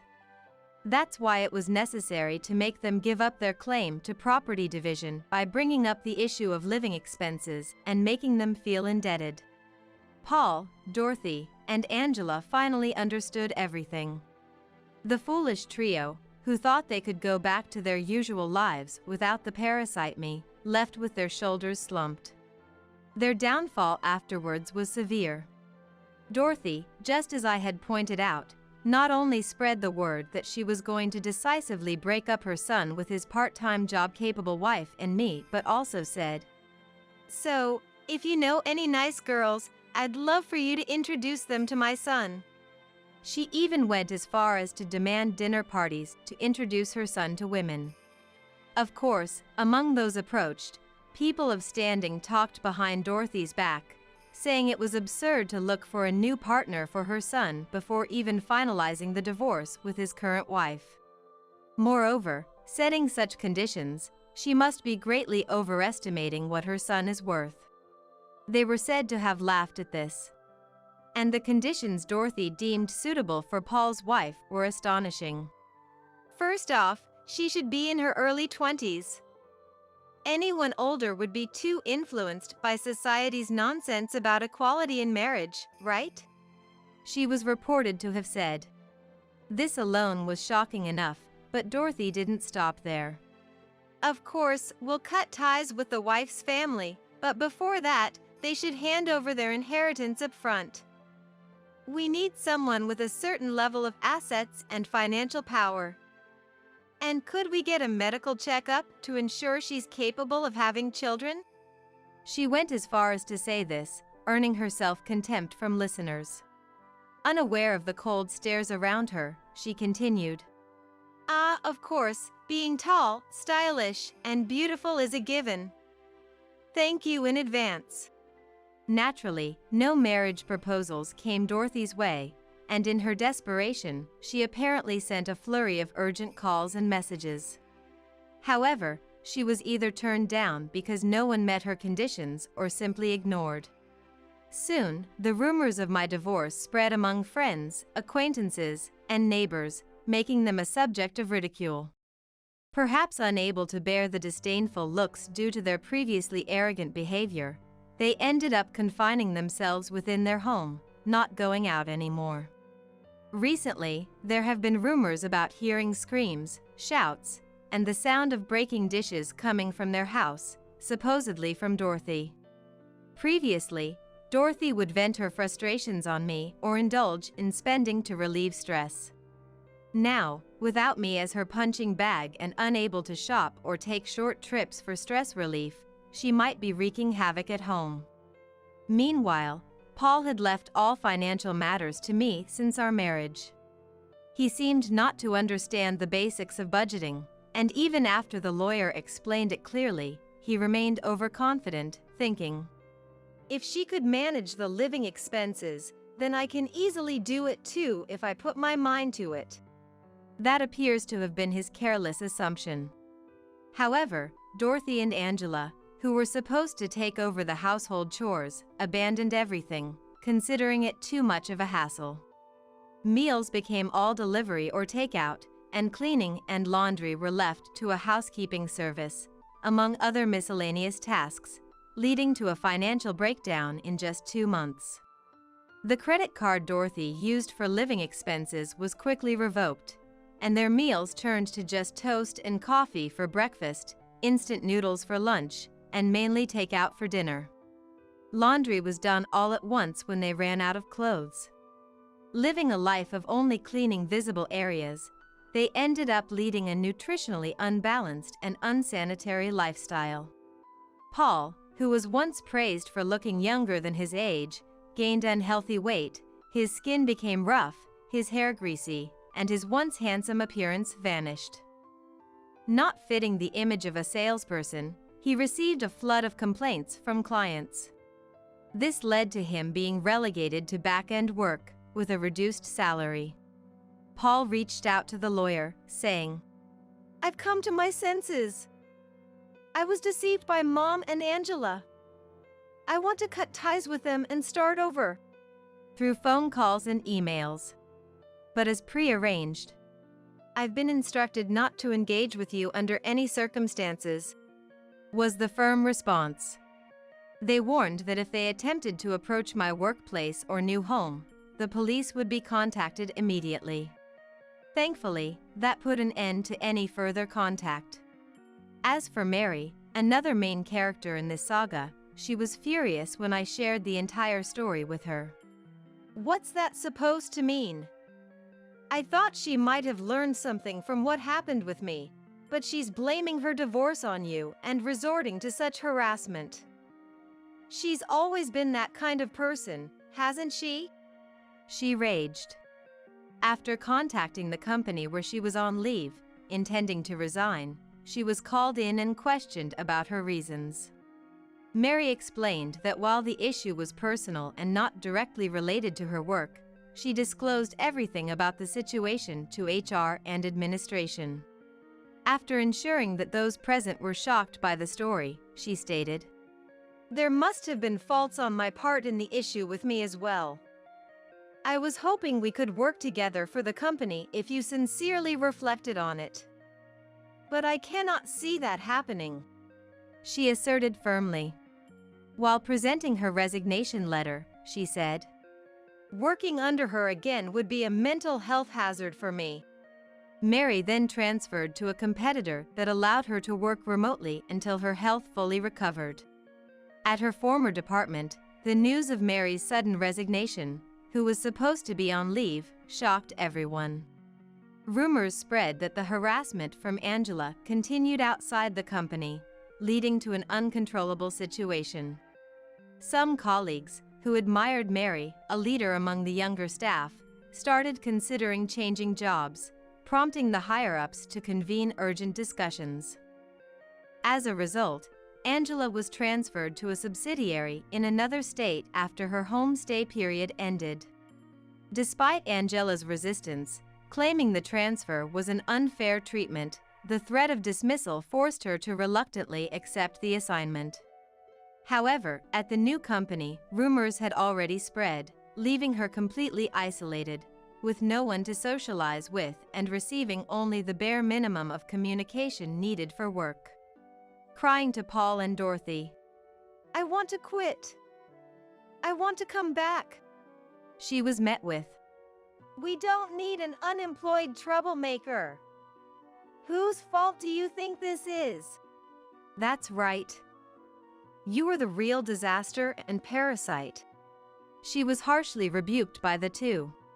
Now, in a corner of the subsidiary where no one approaches her, she continues to work, a shadow of her former self. As for me, after the divorce from Paul was finalized and this whole ordeal ended, encouraged by Mary, I remarried my boss after about half a year of living together.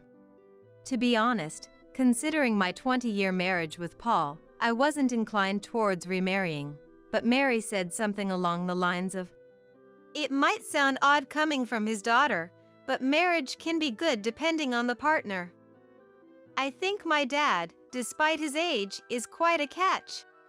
Mary encouraged me, seeing my hesitation. Indeed, in less than a year, I've laughed more than during the entire 20 years with Paul. Having a partner to share a life where I can be myself has truly brought happiness. Sometimes, I think if I had made this decision sooner. I do feel a bit of regret, but dwelling on the past and wasting the remaining time seems far more wasteful. I plan to cherish the peaceful life ahead with my new husband and daughter.